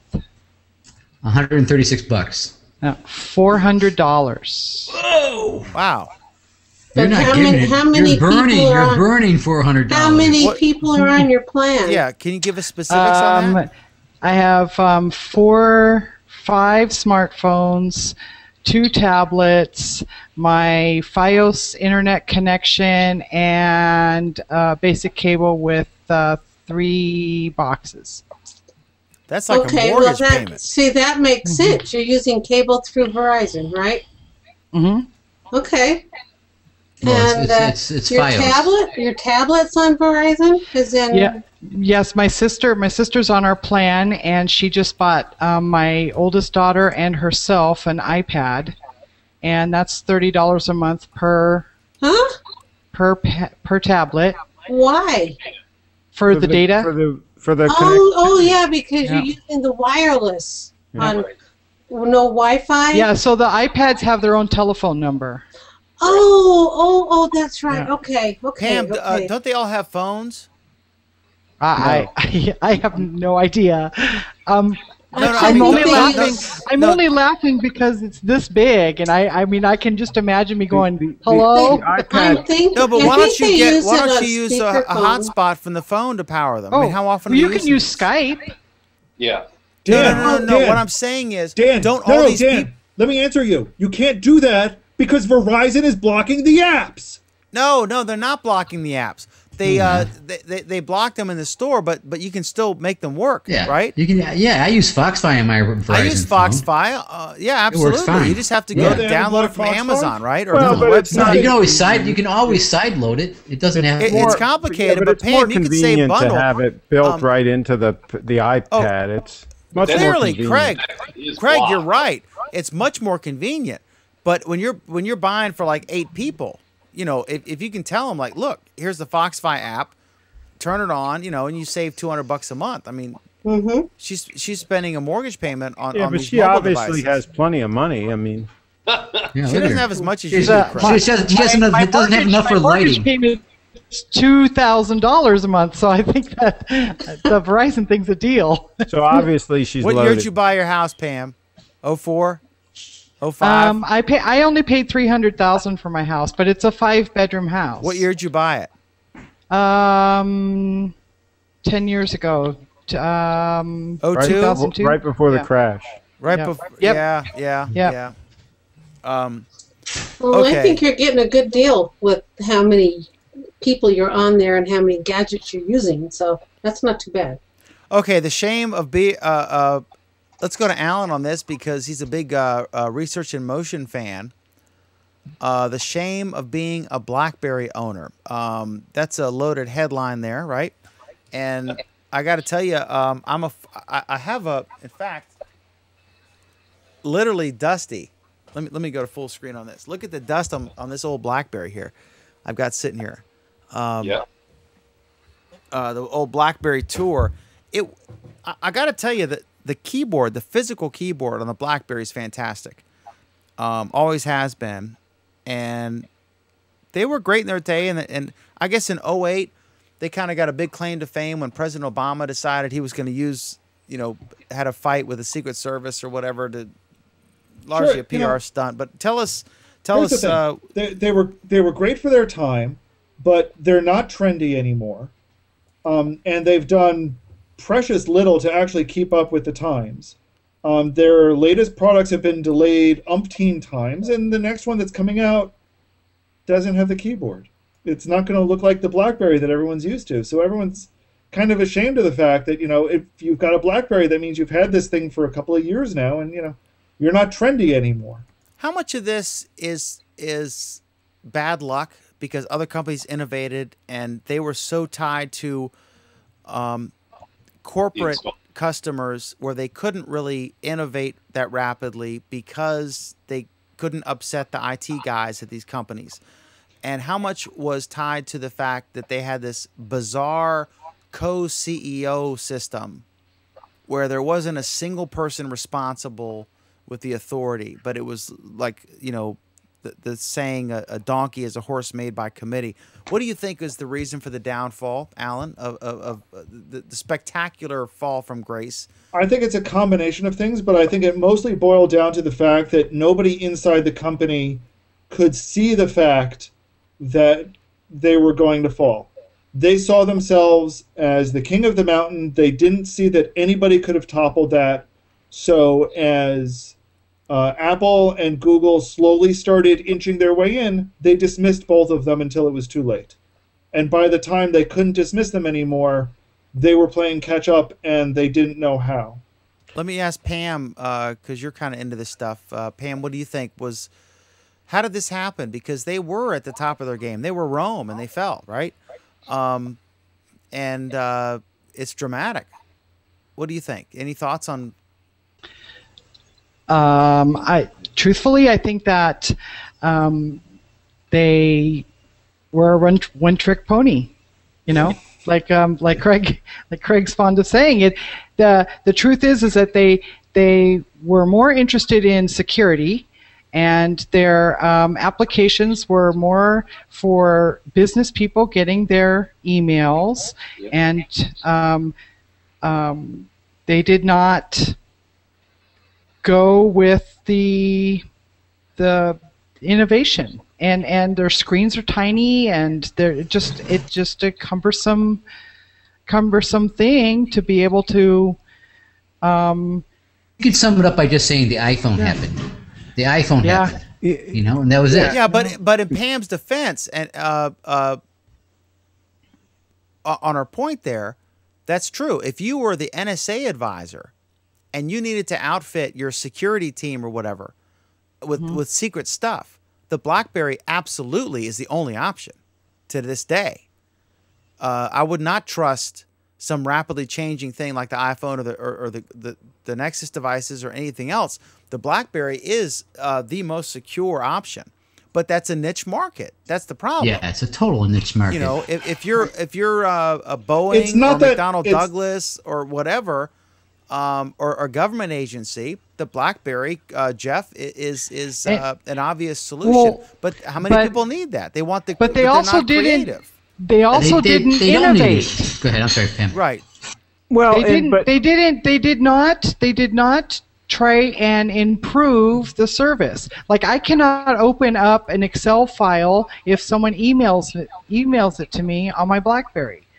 I mean, they didn't think about that kind of stuff. Maybe they didn't have the resources to develop what would have been a whole nother product line. I mean, the iPhone was a whole nother product line. It was they originally built it as it's your music device, it's your internet browsing device, and what was the third thing they said it was? Well, anyway, it was three key elements to it.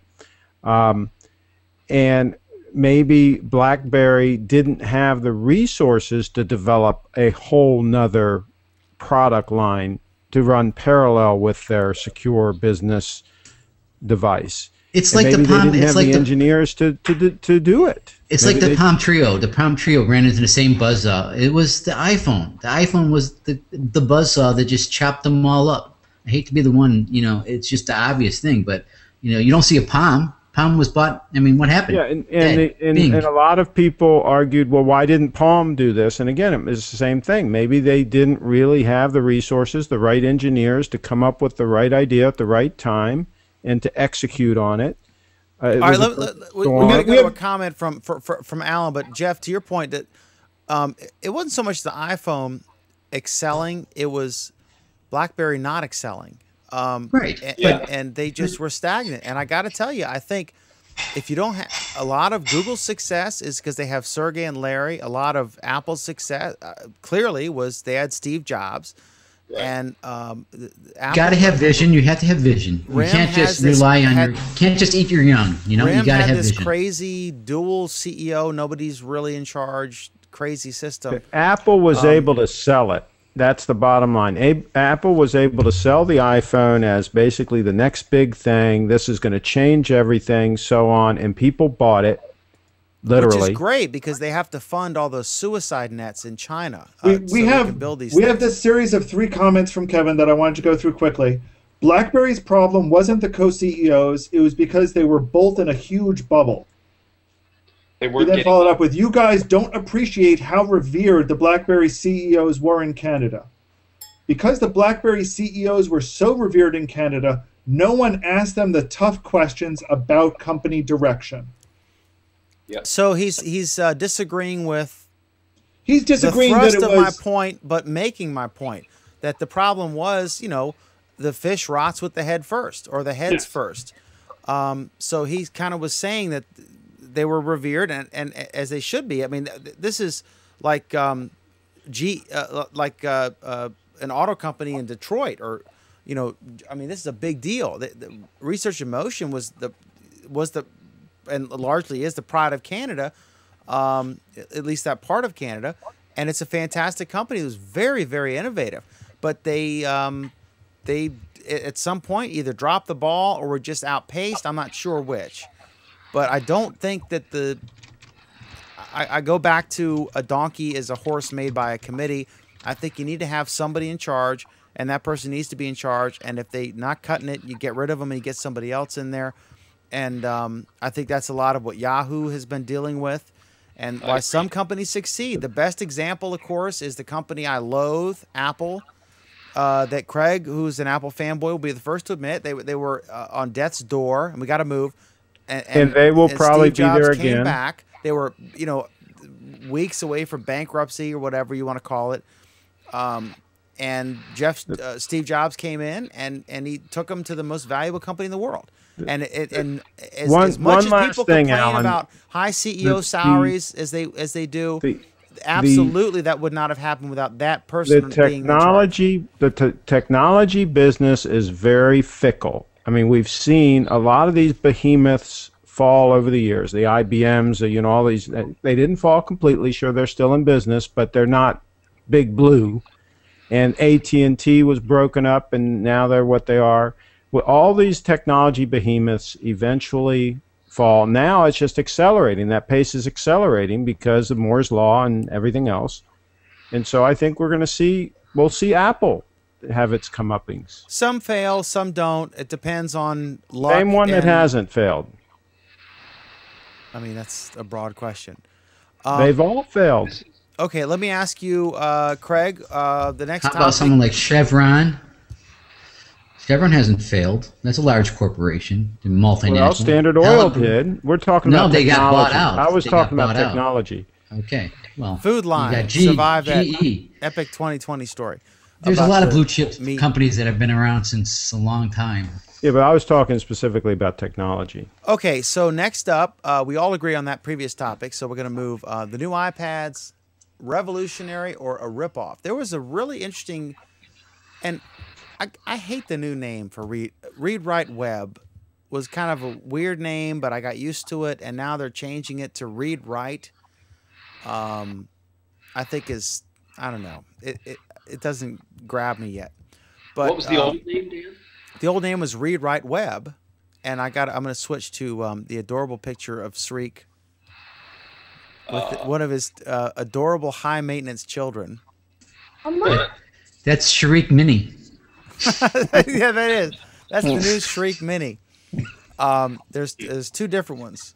Mama. What's up?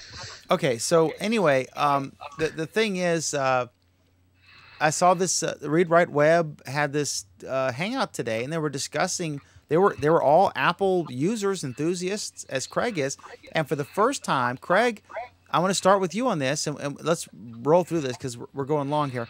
But they said that they weren't excited about the new iPad. They were kind of upset that they released one so soon. My theory is it's because they had to do it because they introduced this new connector, and they can't be doing this new iPad with a different connector than the iPhone and the other devices. Dan, the problem with that is that the iPad 2 is still out there and it still has the old connector. Yeah. But what they are likely doing, and Craig and I had a phone call about this earlier, what they're likely doing, Alan, I think, is they're getting rid of excess inventory in terms of components and in terms of parts. So they're going to sell it for a period of time, and then when it ends, it ends. So they're not going to throw stuff away.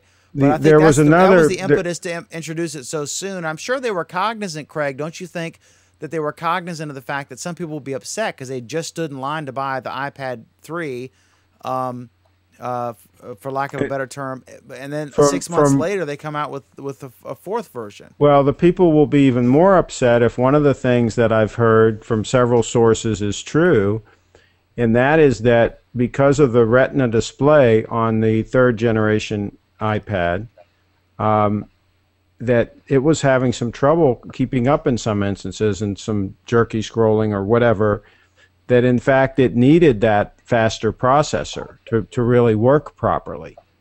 So I haven't noticed it with mine. I have a third generation iPad and mine seems to work fine. So I haven't noticed these problems. So, well, one other question, and I'll go to Alan and the rest of the panel, whoever wants to weigh in, but I heard some criticism and my own observations about the Mini. It seems like they're charging a premium price. It's $130 above of the Nexus 7, the entry level Nexus 7. And of course, we don't know what's going to happen Monday as far as price points. We know, they're doing different things. They're probably I wouldn't be surprised if they dropped the Nexus 7 price. But is it worth the money? The Nexus, the iPad Mini, it seems like they kind of went down in quality, went up in price, and it's. Well, kind we of haven't even seen the unit yet. Nobody's seen the unit yet. From all accounts of the people that have had it in their hands, it's a fantastic device. Even though it's a lower dots per inch, because of the screen technology, it looks really great. The people that have seen it have said. So until we've really seen it in the wild, we don't know. If people want a more compact unit and they want all the apps that are available through Apple and they're into that environment, they've already bought a bunch of apps or whatever, then certainly they'll buy it. I mean, they're not going to go and buy an Android. I mean, certainly they'll buy it if they're in that environment. Alan, do you want to weigh in on this? Here's my brief take on it. I wrote a blog post about it. I'll echo it here. Not one Apple fanboy, not one of my friends who routinely buys Apple is even the least bit interested in a Mini. I think Sreek is the only one who I've heard say that he's even vaguely interested in a Mini. Okay, let's go to everyone I've talked to.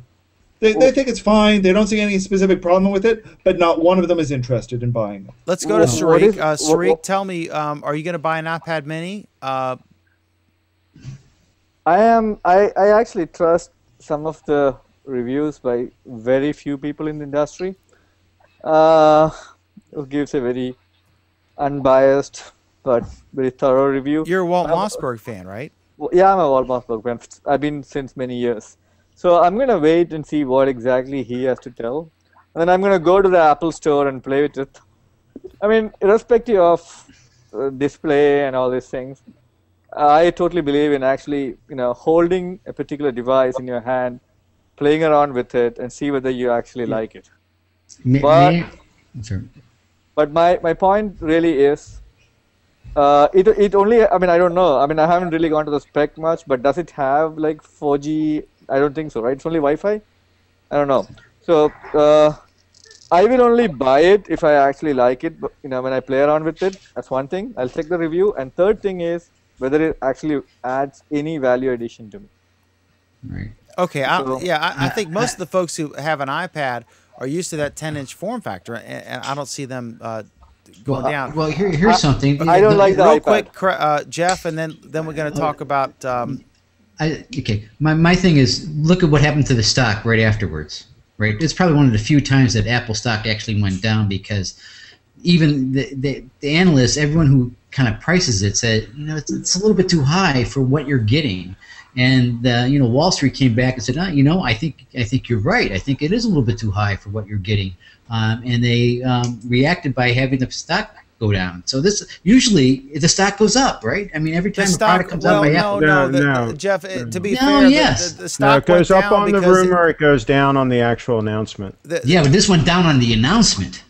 That's what it does. It goes up on the rumor, down on the announcement. They went down on the announcement? Apple always tends to buck that trend.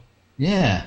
Yeah, I know today's drop. They went below the lowest and point that since was July. Because of earnings. That wasn't because of the announcement. Earnings, yeah. That was because of earnings. But they were profitable and they broke records, but they didn't break records as much as people thought. That's what the analysts expected. It wasn't like they lost money or anything. And far Sreek, from it. you can get cellular connectivity with the Mini. That's a big drawback for me because I'm always on the move. I'm spending. I said you can. You can get it. I think it's only a 3G version though, but that's off the top of my head. That is not good enough. I mean, once you started using. No, it's LTE. It is LTE. Okay. But that's what isn't the Nexus 7 coming out with the LTE as well? We'll find out on Monday. Yeah. So I mean, there's going to be a lot of wind, and a lot of sales. What is the price for the base model? $329, I think. $329. Isn't that the ballpark we talked about? I know Dan asked everybody to guess the price, and did anybody guess anything around that? I think I said 300 or something. I don't know. I think I said 329. It would be lower. If you get a cellular one, it's $459 for the base model, 16 gig. That's a lot of money for one with the cellular connectivity. Yeah, that's. I mean, all right. So we've reached a consensus that Apple's all there is to it. Apple's just peddling junk at a premium price. Okay. I mean, I didn't listen to Alan, but what are the top 3 criticisms about the new Mini? The top what? Top 3 bad things about price. Right. To be honest, I didn't say anything about what was wrong with it. Right. All I said is that everyone I know has no interest in it. Okay. That's the thing. Yeah, I'm getting the same thing from folks like Craig, who has said he buys everything they come out with, but he's holding back a little bit. And I wonder about the long-term effects. Craig, and then we got to move. Final comment on the story. Craig, is there any long-term effect Apple should be worried about based on the negative criticism of their introducing a new iPad just 6 months after the previous iPad, that people will be reluctant, that they'll diminish those lines wrapped around the buildings because it won't be this long-term major upgrade. It will be just the latest in a series, and maybe they've stepped on their foot. I think that Apple has a lot more to worry about than just that. I think that's one chink in their armor, but I think they have a lot more to worry about. I'm surprised they've been able to maintain the margins they've maintained up until now. One of the things the analysts did not like is their margins are slipping some, and the excuse they used was, well, we're bringing out so many new products that when you bring out the new products, you can't maintain quite the margin. If they can't maintain their margins, that's been their whole claim to fame. That's been Apple. That's what they're all about, is maintaining these margins. And if Google does come out with some superb products, and others come out with some superb products that are like $150 less money or $200 less money, this is going to start becoming a problem. And it's going to take a while, but if all of a sudden the momentum starts shifting, and I would love to see some really high-quality Android products coming out that are also cheaper than Apple. That's going to happen Monday in New York City. Final question, last question for Craig. Was Apple a phenomenon of Steve Jobs, and now this is the beginning of the post-Steve Jobs, where they're just another company? I don't think it's just Steve Jobs. I think that it is competition catching up to them, and people like Google that don't need to make the big margins. They're making their money on search, right? So they're willing to sell these things at a very small margin. and all Apple has is their margins. They're a one-trick pony too. Right? That's true. Like Amazon has all these their products margins. they sell. If they and Google lose that, has, They have iTunes. They have iTunes. Yeah, but they don't make much on iTunes. It ain't Quickly, the same, yeah. quickly, Dan. Real quick, and then we got to go back to Alan for the next topic. Go ahead, Sreek. Don't we think that the tablet market, is kind of saturating? Nexus 7 was a great product. It's still a great product. So that 7-inch, 8-inch area, we already seen a great product, and a lot of people actually bought the iPad 2, 3, whatever, right? Now, why would they want to? It's the same effect. It's the same thing. It's a new product in the market. Doesn't mean that people are going to buy it. As Craig said, slowly. It doesn't matter which new product Apple is going to release. Yeah, Sreek, but to answer that quickly, Sreek, there was a time when every time a new iPhone was released, the bulk of people would upgrade to the next iPhone. Yeah. Even on this round, the bulk of new Verizon activations for iPhones wasn't for the iPhone 5, it was for the iPhone 4S. Really? But that is more. But that's more the disposable income. Is like $250 is disposable income. When you're getting up into the $500 range, people rethink that. I really think that's the part of it. If there's not a spectacular improvement, then why spend the extra $200 to have the new I would thing, imagine it's more the iPad 4 than the 4S. I think everyone is underestimating, Sreek, the iPhone. impact of they're introducing a new iPad, which is a hugely expensive, disposable income device. Pardon the pun, but it's just another bite of the apple.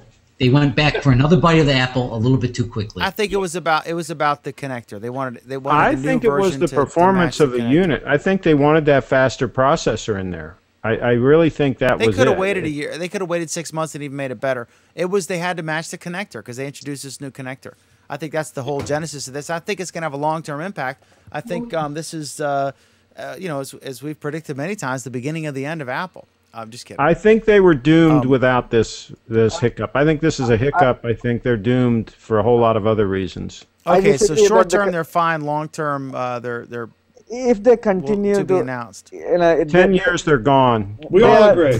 They are forced we all to, agree. A company like Apple is almost in the same situation from like Google. Google is kind of forced to innovate all the time, bringing in new products, new ways of search, new ways of presenting YouTube, Gmail enhancement, Google Plus enhancement. In the hardware space, if Apple is also pushed to do that, well, sooner or later they're gonna lose the steam, right? So I believe the connector thing is gonna just go away before you even know it. Give it a year.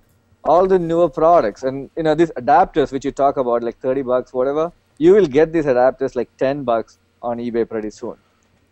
So I don't think, in my opinion, at this moment, we'll see. I'm gonna show you in another 6 months. Okay, next I'm gonna go to Alan for the next. Chinese made. I'll show you. Oh yeah, they're all made in China. Suicide nets, courtesy of Apple. Nexus 2. One company. Okay, the next two topics, Alan. We're going to throw it to Alan for a moment here. One company takes a stand against buying visibility to your friends on Facebook, and you can't swing a dead iPhone without hitting another Android rumor page. So why don't you start with one company takes a stand against buying visibility to your friends on Facebook, and tell us what that's about, Alan. Well, this is an interesting. This is something that we've talked about a lot in the past. That increasingly, Facebook is encouraging you to buy featured posts and to say, go ahead, pay $7, and we will make sure that all of your friends, all of the people who are following you, get to see your post. Otherwise, we may not let all of them see your post. So it's kind of post blackmail here. One company, and I've been trying to dig up which one, because I've now lost that tab, has basically said that they were tired of this. I mean, their stand was basically, hey, these were a bunch of people that have followed us. They chose to follow us. We're putting our articles out there, and now Facebook is saying that, hey, even though you followed them, we won't let you see their post because they haven't paid us. You know what? It suddenly occurs to me to wonder just how similar this is to the France problem here. It's an interesting parallel. You know what? Let me just pause it at that moment and toss it over to Craig and say, what do you think about that? Are there parallels here between what France is trying to say to Google? Well, I don't think so. I think these paid for posts, if that's what we're talking about, is just one more way that Facebook is trying to figure out a way to make a little bit of money to and I think it's a great deal. I think to do a promoted post, I mean, you can get a lot of visibility for what they're charging right now. Hang on. What do you think they're charging right now? Because these guys were saying that it was going to cost them on the order of $30,000 a month to reach all of their subscribers. Oh my goodness. Well, I mean, I haven't looked at it lately, but I know when they first rolled it out, it seemed like to me, when I took a quick look at it, it seemed like to me the price was pretty attractive. Now, they may have changed it since then. That may have been just a very beginning thing. But, Facebook has to make money. They have to monetize. I mean, I don't see a problem with this promoted posting or whatever the wording they use to call it. And I don't see it as something that's going to drive a bunch of Facebook users away. If people think that's the case, I think they're wrong. I think other things will ultimately portend the downfall of Facebook, but I don't think this is one of them. Also, remember a full-page ad in a major newspaper in their heyday, hundreds of thousands of dollars. Then you get a major impact for that. An ad on ABC News, an ad on 60 Minutes is 6 or 7 figure, a big money. Right, but this paying is for the Super basically Bowl. It's all about how many eyes do you get per dollar. That's right. That's the analysis that it should be. I'll throw it back to you. So Dan, let me ask you this question. Do you see, how is this different than old media in France telling Google that they need to pay up in order to get access to their posts, to their articles? I think it's volume. I think that there's a tremendous amount of volume, and they have to monetize it. And all of a sudden, what this does tell me is all that stuff in the movie, in the book, The Social Network, Aaron Sorkin, that wonderful movie he made about Facebook, about Mark Zuckerberg saying, oh, this isn't about the money, it's about whatever, is all BS. In the end, now that he's gone public, and after all the intense criticism, the stock drop, and remember, that's a big deal to retain and recruit new employees. When your stock is free-falling, it's a disaster. Yeah, but you have a fiduciary responsibility to get the pressure is on for them investment. to generate revenue. Now, exactly. the pressure's been alleviated, Jeff, recently with their stock. Their latest revenue report was wonderful, and their stock went up. Good for them. Even though I think Mark Zuckerberg's a scumbag, and I've said that repeatedly. But yeah, but they're still a far cry from their opening, bid. Absolutely, they're like 60% of what it is. Correct. So. But yeah, it was a sham. But I just think this is the pressure after the. Remember, this was introduced in between the stock free fall and their recent earnings report. They're trying to do stuff to bump up that earnings report for Q3. And I think they have every right to do it. They have a responsibility to get their shares back up, and they're searching for ways to do it. So yeah, they have a right to try to make money. And if you don't want it, then don't purchase that. Don't purchase that product. So Jeff, here's the counter argument again. Okay, why is it? I mean, this panel in general said that the French newspapers shouldn't be charging Google for access to their content, but here's where we're saying that Facebook is now charging the content providers for access to their customers. You have to purchase it. You have to go. There's a difference between going in and taking something, and the ability of pushing something out to somebody else. Right? There's two different events, a push and pull. So one is something that you have to, you don't have to incorporate this. You can still do what you normally do. You're not going to have the same impact. But that's exactly. Jeff, here's the thing. Basically, what Facebook is saying is that they're only going to let 15% of people who are interested in following you actually get your messages. hey, don't like it? Get out of Facebook. Go to Google that's Plus. That's what this company said. They Yeah. said they're going to spend $2,000 on one post to make sure that all of their customers are reached, and that one post says we're leaving Facebook. And that's what they should do. And that's what they did. Alan, I mean- that's not analogous at all. The difference is Facebook is saying on their platform that if you want more visibility, if you want to be pushed up the stream or what have you, you have to pay. Okay? That's fair, I think. But here's what France is saying is if I want to go on Twitter and say, hey, check out Alan Firstenberg's cool post on Facebook, they want me to pay. It's not their platform. That's the difference. No. It is their platform. It is their content. If AP says there was an earthquake in Chile right now, and AP I go on for it, Google don't they? Plus and I say, hey, there was AP's reporting that Facebook that I'm on a completely different platform than AP.com or whatever. And I just put a text out or a post on Google Plus, and I say that, hey, there was an earthquake in Chile, AP is reporting, like breaking news does, right? Here's the link to AP story, right? France wants me to pay for that. That's very different than Facebook saying on our own platform, if you want more visibility on our own platform, you have to pay. They're two different things. It's not just more visibility. It's letting people see your posts. All they're saying is that the free ride's over. That's what Facebook's saying. If you want, they've geared it. But wait a minute. How is that different from the newspaper telling Google, hey, your free ride is over for you stealing our content? How is that different? The difference is France doesn't own Google. Facebook owns Facebook. That's the difference. It's their platform. They're saying on our own platform, Facebook isn't saying you can't tweet about your Facebook post. Facebook isn't saying you can't go on Blogger and post your Facebook post. No, but what Facebook is saying is that if you post it on Facebook, we won't actually let everyone see it.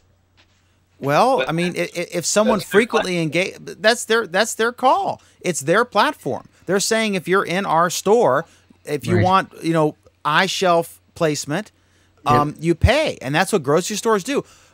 Yeah. Grocery stores do not make. Listen. Grocery stores don't sell groceries. They sell shelf space. Doritos pays to be on the eye level. They pay for that spot. The reason there's a bunch of Budweiser stuff and Frito-Lay and all this stuff in your Food Line or your Martin's or your Walmart is because they pay for that shelf space. It's very different. So France is saying that if you want to go on Twitter and say, check out our product at Food Line, then France wants you to pay for that. That's very different than Food Line saying if you want premium shelf space, you got to pay for it. Two totally different things. No, it's not totally different. It's basically the newspaper saying if you want it's the newspaper saying if you want access to us, you need to pay for that access. Just like it is Facebook saying if you want access, you need to pay for that access. I don't have a problem with that. It's just like the people can supermarket choose saying whether to do it. It is just like the supermarket saying if you want access to your customers, you need to pay for that access to your customers. I mean, I pay Food Lion for access. I pay them to have a rack in their store. I pay Martin's to have a rack in the store. And I have to pay for that space. I do that. And in smaller stores, I don't. Thank God. But that's the deal. They have the traffic. And if you want to be where the traffic is, you have to pay. People pay me, to be in my newspaper. I want to get to a couple of comments quickly. A couple of comments from Kevin, a series from Kevin. For Facebook promoted posts, the company wanted to promote all their posts. That's why the price was so high. Their analysis, looking at the article, they were basically saying one post of theirs was going to cost them $200 for access to 50,000 people. And they wanted to post all of their stuff and promote all of it because their customers were expecting to see that. Continuing. No. Hang on, Jeff, let me finish. Let me finish with these comments, and then I'll let you speak. Kevin then continued. However, Facebook hides the fact that posts don't get to followers. Right. Facebook has to come clean in telling users exactly what is and is not getting to followers to justify their charging users for promoted. Now, Jeff, go ahead. Okay. I still harken back to a company still has to make that decision, right? So if I have to put an ad in the paper, right? If I put an ad in the paper every day versus weekly, I do it based on the cost. If the weekly cost is this much, but if I just want it on the Sunday paper, I'm just going to put it in there. I have to make the decision. I have a budget for my advertising dollars, and I have to tribute it. So Jeff, Facebook, let me finish. Okay. I'll let you talk. Go ahead. So Facebook is now saying quoting. here. No. I'm saying now it sounds like Facebook is saying, okay, you want to just use our platform to push out all of this information. Well, if you want to do it all the time and you want to hit all your premium customers, guess what? You have to pay us a certain amount of money. So now they have to scale back what they're going to post to their customers. They're not going to do every little drib of, hey, today's Tuesday, Fashion Tuesday, we have an extra dress on sale. No, they're going to put out a weekly post or they're going to leave Facebook. Or they're going to leave Facebook. But that is a budgetary responsibility of each company to come up with an advertising budget. Now they have to have advertising budget for Facebook. Okay, Alan, we got to move. I just got the 30-minute warning, and we're only 2:50 into broadcasting, so I guess that I'm guessing that the 4-hour limit starts when you first begin the Hangout, not when you start transmitting. No, it starts when you start going on air, which you did at about 8 o'clock. Okay. 5 o'clock our time. Remember, you started early today. Okay. All right, so let's wrap up. We've reached a consensus, obviously, that everyone should advertise in local print newspapers. Yes. Instead of Facebook. For free. Absolutely, yeah. No, I'll tell you, our newspaper, our flagship newspaper is 20,000 readers, and you can buy an ad for the smallest ad you can buy is $10. It's a 2-inch black and white, 1 column by 2 inches, or you can spend $400 or $500 if you want a full color, thing, and you'll reach 20,000 people all locally, and that's a lot less than what Facebook is charging. That's as close to free as you can get. I mean, for $10, Craig, to reach 20,000 people, are you kidding me? I mean, that's. I want to buy an ad for CraigShip.com in your next paper. We'll talk afterward. Okay, so Alan, let's go to the next topic. Let's wrap up. What do we have? You can't swing a dead iPhone without hitting another Android rumor page. We've covered that. Bam, bam, bam. Okay, and then Brazil to Google, we've done that. We've covered it. We've done that. Skip this next topic. We'll cover that one last. Which one? Should the show be shorter? Yeah, we definitely all agree on that. A woman claims Amazon banned her without explanation. Okay, let me give some background on this. The initial story was this lady, they wiped her Kindle clean, and she had they gave some bogus, arrogant response. But then as soon as I saw this, I thought, okay, this needs to go out because it was in a major source. But my first thought was, this is just too good to be true. I mean, and what happened, her Kindle was already broken, so they didn't wipe her Kindle. And apparently she was, what I've heard is she was in one country and she was buying from another country's website. And as you know, there are rules when they sell the rights to these things. For example, you cannot buy, like the Harry Potter books is a great example. You cannot buy the British version with all that wonderful the way she originally wrote it, or J.K. Rowling. You have to buy the Americanized version here, and in the UK you can buy that version. So there was some of that going on, and this is just it seemed too outlandish to be real, but I threw it out there, and it was on Tech Meme and everything. But I think there's more than meets the eye on this, and the devil's in the details. But any thoughts you guys might have on this story about Amazon? Alan, real quick. Absolutely none. Next story. Students, go ahead, Michael. Yeah, I have some thoughts on this, though. I guess I'd start with the point you made that maybe it isn't all completely true. So if that's the case, then my comments are going to be sort of off base. But if it's true, if I make the assumption it's true, I got very concerned when I read the post about it, Dan, because I am so invested in Google apps, and I mean, my world is moving the same way I was a dyed-in-the-wool, blue-blooded IBMer. I am now a Google fanboy, the way Craig is, as you described, an Apple fanboy, and I'm so consumed by it that it very much worries me that one day they will decide to exit the Gmail business, and all of a sudden my 20 years of email history will be completely gone because I didn't decide to back it up 6 ways on a local drive I could take away with me.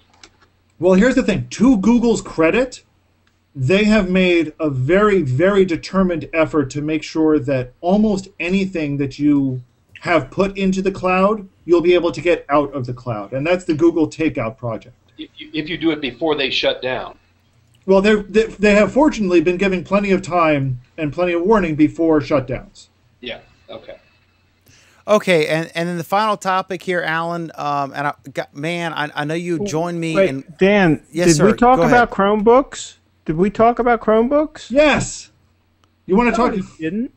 Yes, we did. Yeah, we did. Yeah, we talked about that 7 or 8 hours ago. Okay, I missed it. You're so 3 p.m. Yeah, because I was really interested in the Chromebook. Yeah, so much of the client it just captured your attention. Oh my goodness, you were riveted. All right, students, this is a great story, and I wish Pam were here. And Alan, you. This is such a great story. It was voted last. All of our voters are wrong. We had 3 people who liked the question and 12 who didn't. Are you serious? Those metrics are accurate? Yes. Oh, this is epic. This is a great story. I should have put this in the promo at the beginning. Students punished after teacher uploads racy pic to school iPad. What happened was a teacher had her phone and took some sort of like softcore photo of herself, and through iCloud it got uploaded to because she had also logged into her school issued iPad, and some students were perusing the iPad. And they were told to use specific apps, and they stumbled, as students will, upon this photo of their teacher, and the students ended up getting suspended. And again, like the Amazon story and some others, we know we know the version that was reported in the initial report, and there's few follow-ups. So any thoughts on this at all, Alan? Do you want to?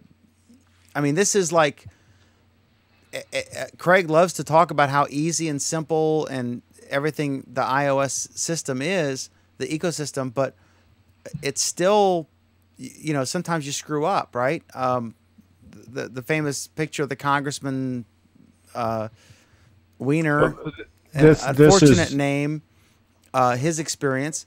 And sometimes, people screw up and stuff ends up in the wrong place. And the lesson, the obvious lesson is, don't take compromise. Never put anything into any computer type device that you don't expect to see on the front page of the New York Times. And if you follow those instructions, then you'll be fine. But this person screwed up. But what do you think about, Alan, what do you think about the students being punished?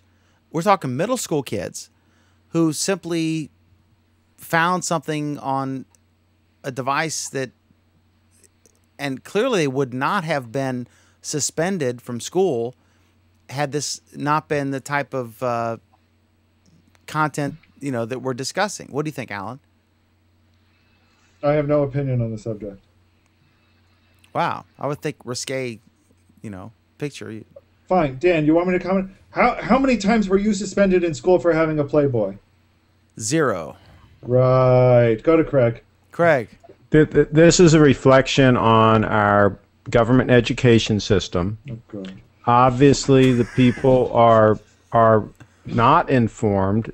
Game what on. you just said, Dan. They're not told the very basics of the internet and having a connected computer or a connected device, which is whatever you do on that device, assume that your grandmother's going to see it or your sister's going to see it. Everybody's going to see it. So if you want everybody to see a risque photo of yourself, then take it with your cell phone. You're saying that. Hang on, Sreek. I'm saving the best for last. I'm saving the best for last. Michael, Ellis, what do you think about this? Should these students have been suspended for, using an app other than what they were specifically told to use? Well, I'm not sure, but first I got to add something to Alan. I would have voted for this question, but it came on the moderator's list apparently after I reviewed it. So I'm glad we're talking about it. But separately, I think the person genuinely at fault here is the idiot teacher who took a risque photo of herself. And Craig is exactly right. She should be held accountable for how her devices coordinated and connected and put her semi-nude picture or whatever it was up available where students could stumble across it. Separately from that, students are told what they're allowed to use, and if there's a rule about what they're allowed to use and they used it differently than that, there ought to be punishment for them as well. Okay, that's true. You want to know who's really to blame here? Hold on. Who's really to blame here? Who's really to blame here is Apple for producing a defective product that let them run other apps in the first place. Well, clearly that's IT department that didn't configure the device right. Okay, Michael, here's the thing. I'm going to go Sreek it's Craig Shipp's fault. It's all his fault. Clearly, Craig I'll accept full responsibility for this. Just go to craigshipp.com or hangout10.com and register. He's going to put a special complaint for him. But listen, Michael, I'm going to go to Sreek right now. But Michael, you stumbled on the main point here. If this had been a picture of her garden, it would have been, kids, stop playing around, get back to work. But because she was a dumbass and she took a picture like that and put it on her phone and it ended up there, these kids ended up getting suspended. If this had been a picture of her wonderful, but Dan, we don't know what the kids were doing when they discovered the photo, how they may have shared it around to other kids. They may have made a big deal out of it. Oh, clearly that's what happened. So it was 3 boys or whatever it was. But the fact is, if it was a picture of her potato garden, it would not have resulted in a suspension. They were misbehaving. Period. Because they had the opportunity because the teacher was a moron. Dan, what if they had gotten the picture from some other? What if this was a picture of somebody else? It had nothing to do with the teacher. You got middle school boys who are basically constantly thinking about women.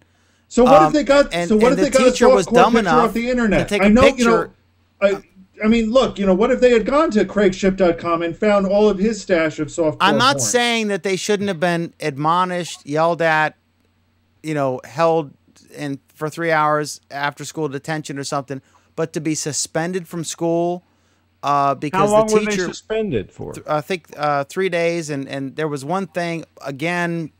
The updates proved these stories blow up and then they're corrected later, and the corrections get minimal attention compared to the initial thing, which goes viral. But I just think I think the kids should not have wandered beyond what they were told to do, but they're middle school kids, and that's what kids do. Sometimes a 2-year-old acts like a 2-year-old.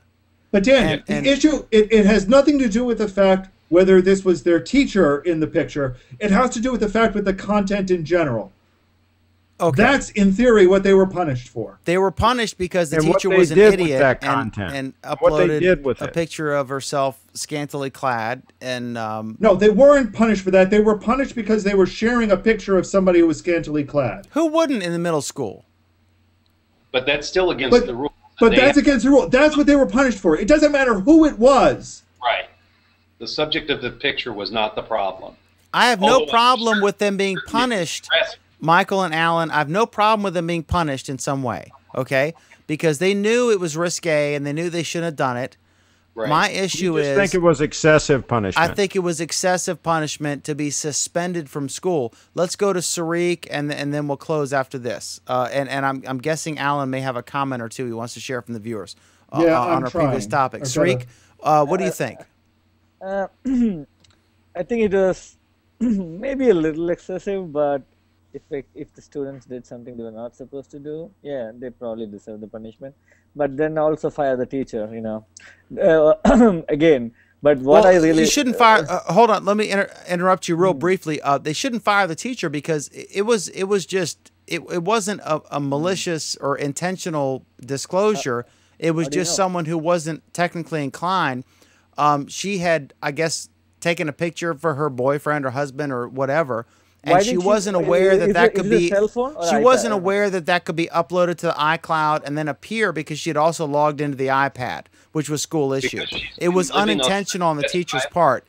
Has she been living on a desert island for months or years that she didn't know those things could happen? Not everybody. I mean, let's be honest. I mean, this is our government education system. That's what actually I wanted to comment about, the way Craig rants upon anything like this and immediately goes behind government education system. I live in a very good school district, fantastic schools, fantastic teachers. I'm pretty sure this happens in private schools all the time.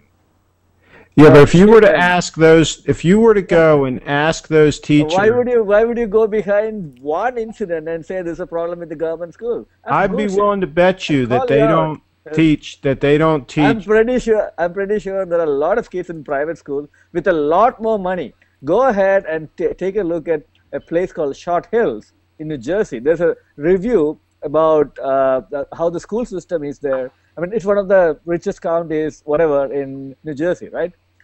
There are kids who go in and put their opinion about schools, some of the best schools in the country, and they say in high school or middle school, whatever, every kid experiments with that, experiments with this.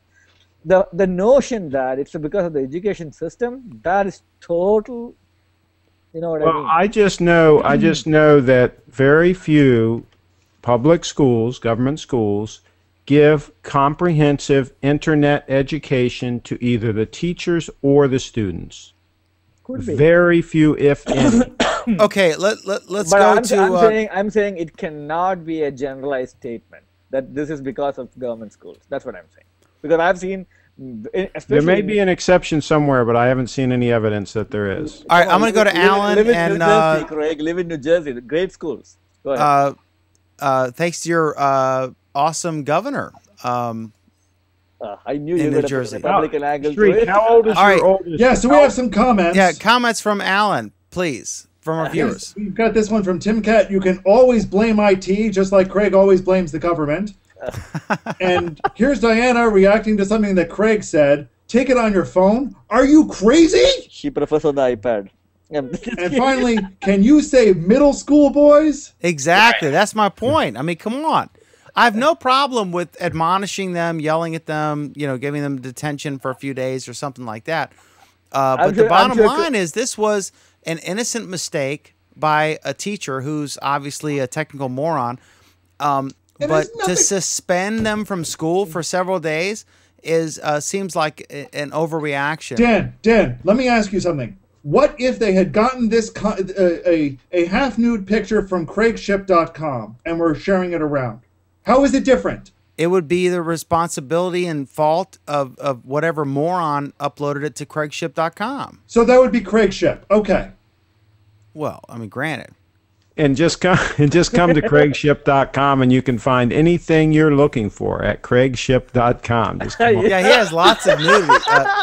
What you want to do is you want to go to the secret section, which I'll if you PM me, I'll tell you later. Dan, we're about to be cut off, aren't we? All right.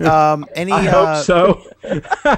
Yeah. Geez. Okay. I'm gonna end with Alan for last words. Sreek, any final thoughts? What was the coolest, funnest thing that you saw on Google Plus this week, or the coolest thing that happened to you, or whatever? I don't know. I got into this political rants with a lot of people, some of Dan's posts, and I had this very fun conversation with CraigShipp.com, right?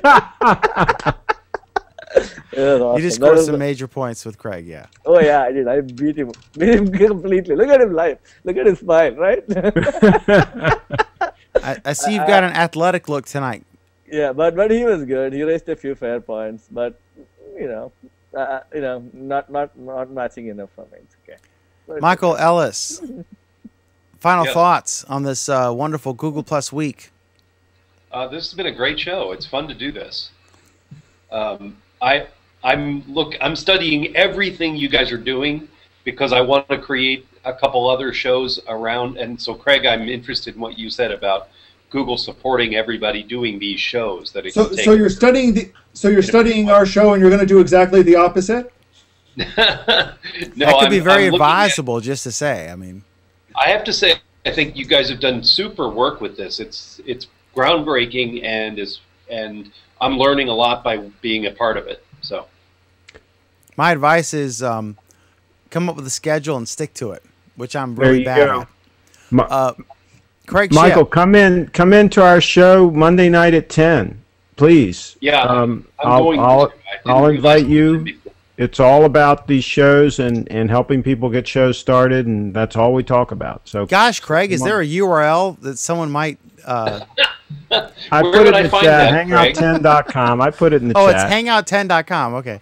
All right, Yeah. Craig. Okay. Final thoughts on this wonderful Google Plus week as we get ready for a big Monday. For Google's new Nexus line, which I know you're going to be. I think you're actually flying out to New York, hoping to get one of the demo units because you're so excited about these new Android devices. If I message that I'm going to buy one of those units, Apple stock will probably tank another 50 points. So no, it's been an exciting week. I know I'm always harping on the same thing all the time. I just want to see this all go faster. I want to see more people come into this platform, more people get involved, more people do shows. Faster. You're talking about the longest show on Google Plus, and we don't mean longest running. We mean longest running tonight. There is one thing Craig and I agree on. That's Apple. That's what now? Apple. Apple? Yeah. But I just said they're going to fail. I also and think so. we love you guys anyway. Craig, you must admit, aren't you seeing that gap narrow to a degree, and you're seeing a little more adoption, and I'm seeing much less of a male-dominated audience than I've seen in the past. Real quick, because we're running out of time. I go to the Hangout Canopy and I look at the Hangouts throughout the day, how many there are, how many people are in the various Hangouts. It's hard for me to measure, but I'm really not seeing that much growth, to be honest with you. And I'm not, and a lot of the people I used to hang out with back in the very beginning, a year ago, a lot of those people have disappeared, to tell you the truth. Now I'm meeting new people, and new people are coming in. I don't know if they're coming in more rapidly than the ones that have disappeared. But I love this platform. I just really wish that Google would figure out a way to make it easier for people to get in here and engage and get involved and have them come in here in torrents. I want them all to move from Facebook so I can shut down my last Facebook account and give the Facebook, that, and just keep right on moving. All right, we can all agree on that, and we do appreciate your censoring your last gesture there. Alan Firstenberg, we met early on, and we've seen this platform evolve and get, better as we go and change, for better or worse. Any final thoughts on this on the wonderful Google Plus week you've had this week? I actually did not have a wonderful Google Plus week. It's been a pretty crappy Google Plus week, all told. I guess the only thing I really have to say is, pushing here, I've made some comments at IFLW. It's a four-letter word.com. Do you own that URL also? Yes. See, you guys are going to have a conversation. You're not the I only guarantee one who buys up lots of URLs, lots of domain names. I'm starting to really hate you. You've got your Be your honest, plus Craig. name. How much money do you spend each month, on average, just maintaining all these ridiculous URLs you have? About $1,000 a month.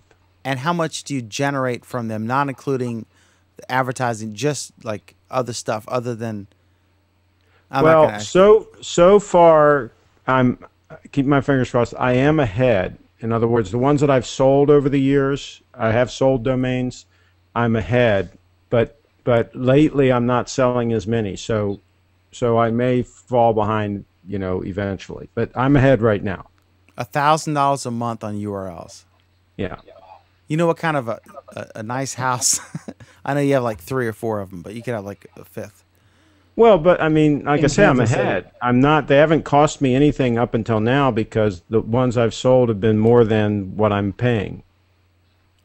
We're not jealous at all. Just so you know, just clarify that. All right, awesome. Alan, thank you, sir. As thank always. you, Dan.